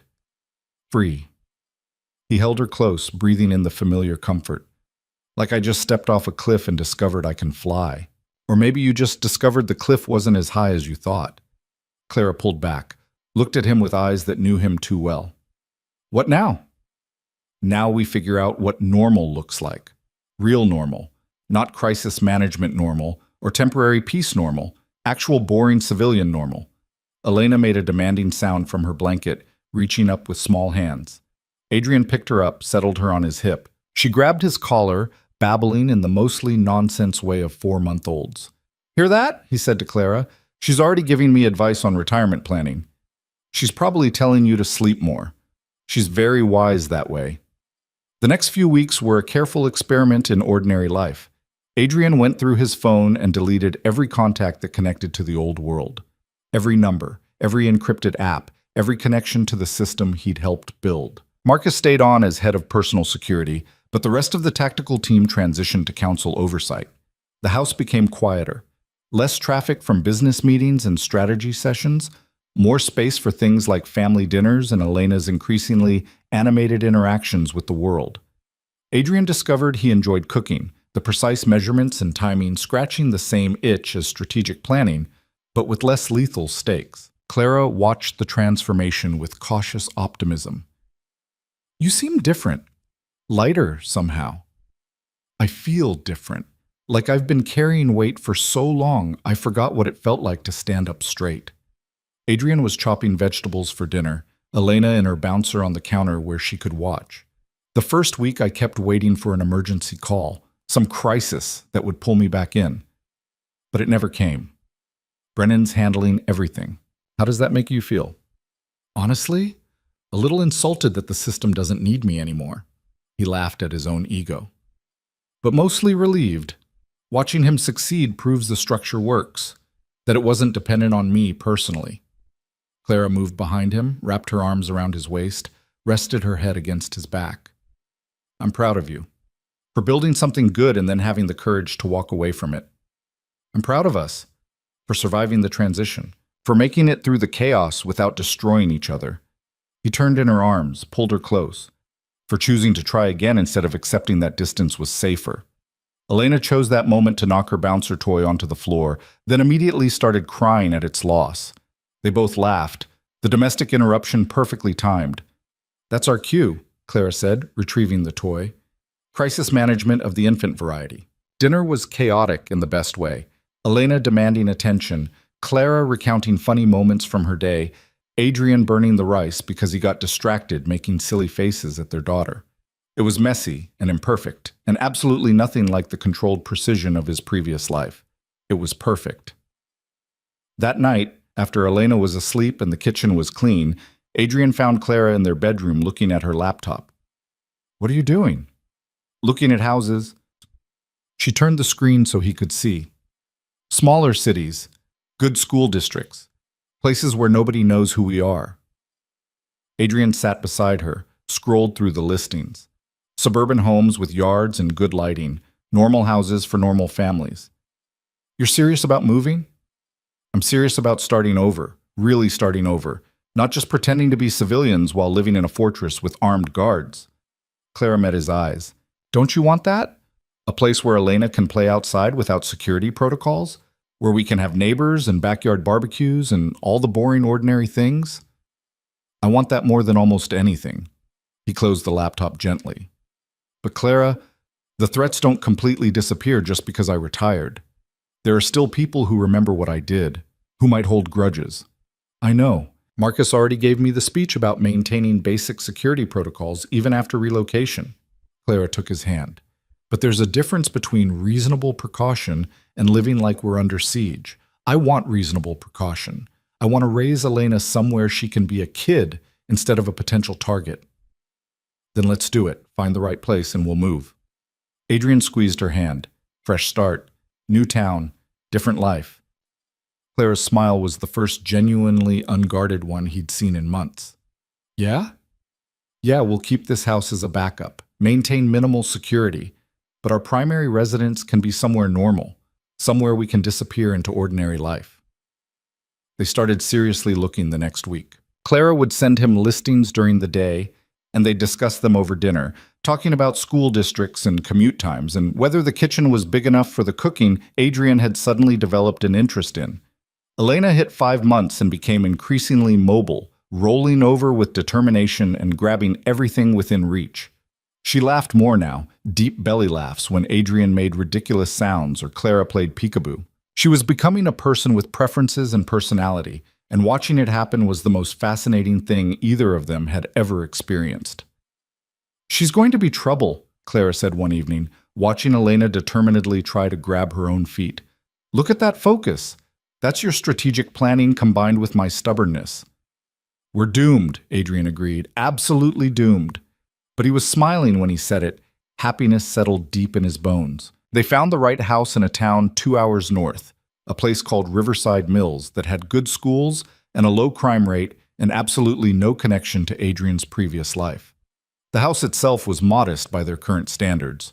3 bedrooms, a yard with mature trees, a kitchen that needed updating but had good bones. It's perfect, Clara said during their third walkthrough. It's exactly what I pictured. Adrian stood in the empty living room, imagining their furniture here, imagining Elena learning to walk on these floors, imagining ordinary mornings and quiet evenings and all the mundane moments that made up a life. Let's make an offer. The sale went through quickly, cash purchase under Clara's maiden name to avoid any connection to Romano Holdings. They spent 2 weeks moving essentials, setting up security that was thorough but invisible, establishing themselves in the community as a young family, relocating for work. Their new neighbors were friendly but not intrusive. A retired teacher on one side, a young couple with a toddler on the other. People who waved when they saw you but didn't ask probing questions about your background. This is weird, Adrian said their first night in the new house, lying in bed and listening to the unfamiliar sounds of a different neighborhood. Good weird, but weird. You'll get used to it. Clara was curled against his side, one hand resting on his chest. We both will. This is what normal feels like. Elena woke crying at 2 a.m., and Adrian got up to feed her, moving through the new house by memory that wasn't quite established yet. He settled in the nursery's rocking chair, Elena drinking her bottle with drowsy determination. Welcome to your new home, he told her quietly. Your mom and I did some questionable things to make sure you could grow up here safely. But you don't need to worry about that. You just get to be a kid, get to have friends, and go to good schools, and never wonder if your father's work is going to put you in danger. Elena's eyes were already drifting closed, milk-drunk and peaceful. Adrian finished feeding her, changed her diaper, put her back in the crib with the gentleness of practice. Then he stood there watching her sleep, feeling the absolute certainty that every difficult decision had led to this moment. The first few months in Riverside Mills were an adjustment. Adrian had to learn how to fill his days without the structure of council business and strategic planning. He took up running, discovered he enjoyed the meditative quality of it. He read books that had nothing to do with power dynamics or organizational structure. He learned to be present instead of constantly planning 3 moves ahead. Clara went back to school part-time, taking online courses in early childhood education, something she'd always been interested in but never had time for. Elena hit 6 months and started eating solid foods, which turned every meal into an adventure in mess management. They made friends with the couple next door, Mike and Sarah, whose daughter Lily was a year older than Elena. Started having casual dinners together, the kind where kids played on blankets while adults talked about normal things like home repair and local politics. This is nice, Sarah said one evening, watching the girls babble at each other. You guys settling in okay? Better than okay, Clara said, and meant it. This is exactly what we needed. Adrian caught her eye across the room, saw the contentment there, the peace that had been missing for so long. He felt it too. The absence of constant threat assessment, the ability to focus on immediate concerns instead of potential dangers 3 moves out. Marcus called once a month with security updates, brief check-ins to make sure everything was stable. The calls got shorter each time as the months passed without incident. The old world was moving on without Adrian, the council structure functioning exactly as designed. Brennan's doing well, Marcus reported during one call. Settled a major territorial dispute last week without any violence. The families are starting to really trust the system. Good. That's good. Adrian watched Clara and Elena playing in the backyard through the kitchen window. How are things otherwise? Quiet. The structure's holding. A few minor tests here and there, but nothing that requires your involvement. A pause. You're really out, boss. Successfully out. Adrian felt the finality of that settle over him. Thank you, Marcus, for everything, for helping make this possible. Just doing my job. You take care of your family. That's the most important thing now. After the call, Adrian joined Clara and Elena in the yard. Elena was crawling now, moving with determined efficiency toward a butterfly that had landed on the grass. Clara was following at a safe distance, ready to intervene if needed, but letting their daughter explore.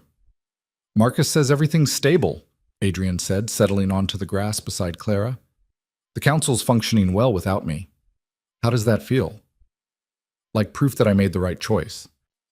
He pulled Clara against him, both of them watching Elena discover the world one grass blade at a time. Like maybe we actually pulled this off. Elena reached the butterfly, which flew away at her approach. She sat back, surprised, then laughed with pure delight at the movement. Clara and Adrian laughed too, the sound mingling in the afternoon air.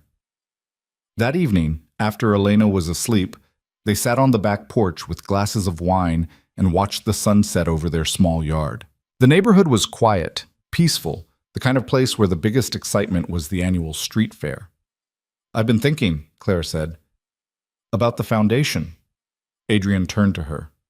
What foundation? The one we should start. For families affected by violence, for kids who lost parents to crime, for women trying to escape dangerous situations. Clara's eyes were bright with purpose. We have resources. We have experience. We could actually help people instead of just surviving ourselves. Adrian felt something click into place, purpose that had been missing since he stepped back from the council. You're right. We could. Build something positive instead of just dismantling something negative. They started planning that night, sketching ideas and discussing implementation. A foundation that would provide resources without asking questions.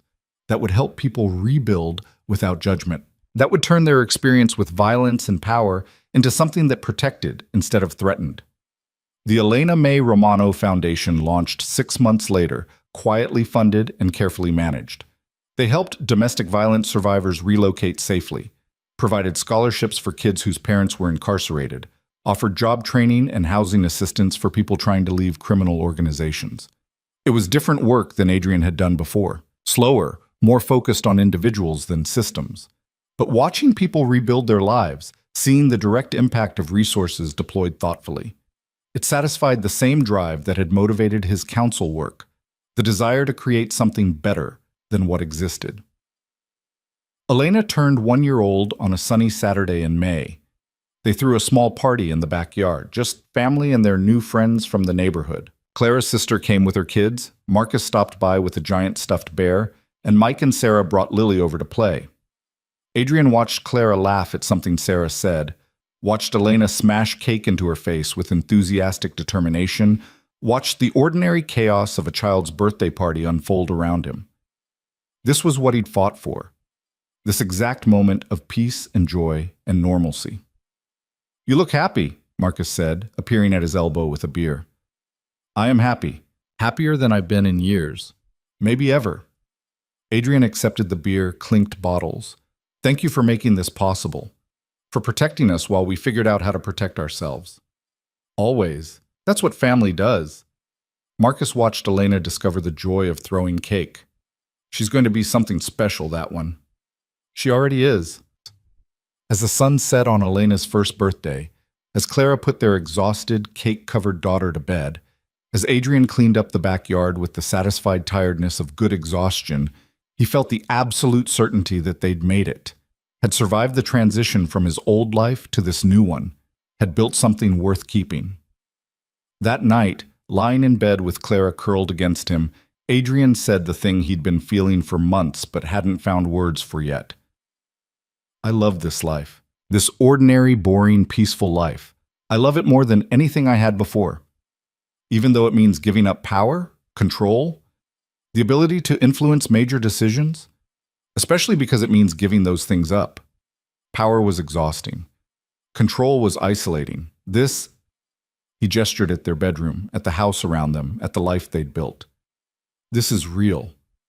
This matters in ways that Empire never did. Clara lifted her head, kissed him softly. I love you for choosing this, for choosing us. I love you too, for giving me the chance to choose differently. They fell asleep wrapped around each other, and for the first time in either of their memories, the night passed without nightmares or threats or the weight of constant vigilance. Morning came with Elena's cheerful babbling through the monitor, sunlight streaming through curtains they'd chosen together, and the promise of another ordinary day in their extraordinary, ordinary life. Adrian made coffee while Clara got Elena ready for the day. They ate breakfast as a family, discussing nothing more important than whether they should go to the park or the library. Elena voted for the park by throwing her sippy cup enthusiastically toward the door. Park it is, Adrian said, catching the cup before it hit the floor. Democracy in action. They walked the 3 blocks to the neighborhood park, Elena in her stroller until she saw the swings and demanded to be released. Adrian pushed her gently while Clara took pictures, capturing the joy on their daughter's face as she experienced the simple pleasure of movement and height. This was the victory, not the council structure or the successful transition or even the foundation helping people rebuild. The real victory was this moment, this morning, this life where the biggest concern was whether Elena would nap before lunch. Adrian Romano had ruled through fear and strategy and carefully calculated consequences. He'd built an empire, dismantled it, and rebuilt something different in its place. He turned over allies and made enemies and enforced rules that cost him relationships. But in the end, the thing he was proudest of wasn't the system he'd created or the change he'd forced into existence. It was this: a sunny morning in a park with his wife and daughter, completely anonymous and perfectly happy. He'd learned that power wasn't what you could destroy. It was what you protected and kept. And standing there, watching Elena laugh as he pushed her swing higher, Adrian understood that he'd finally found the thing worth protecting with everything he had. Not an empire, not a system, not even a legacy. Just this, just family, just love, just the ordinary miracle of being someone's father, someone's husband, someone who came home every night to people who needed him for reasons that had nothing to do with power or strategy or control. The war had ended not with violence or dominance or even justice. It had ended with a choice to value peace over power, partnership over isolation, and presence over influence.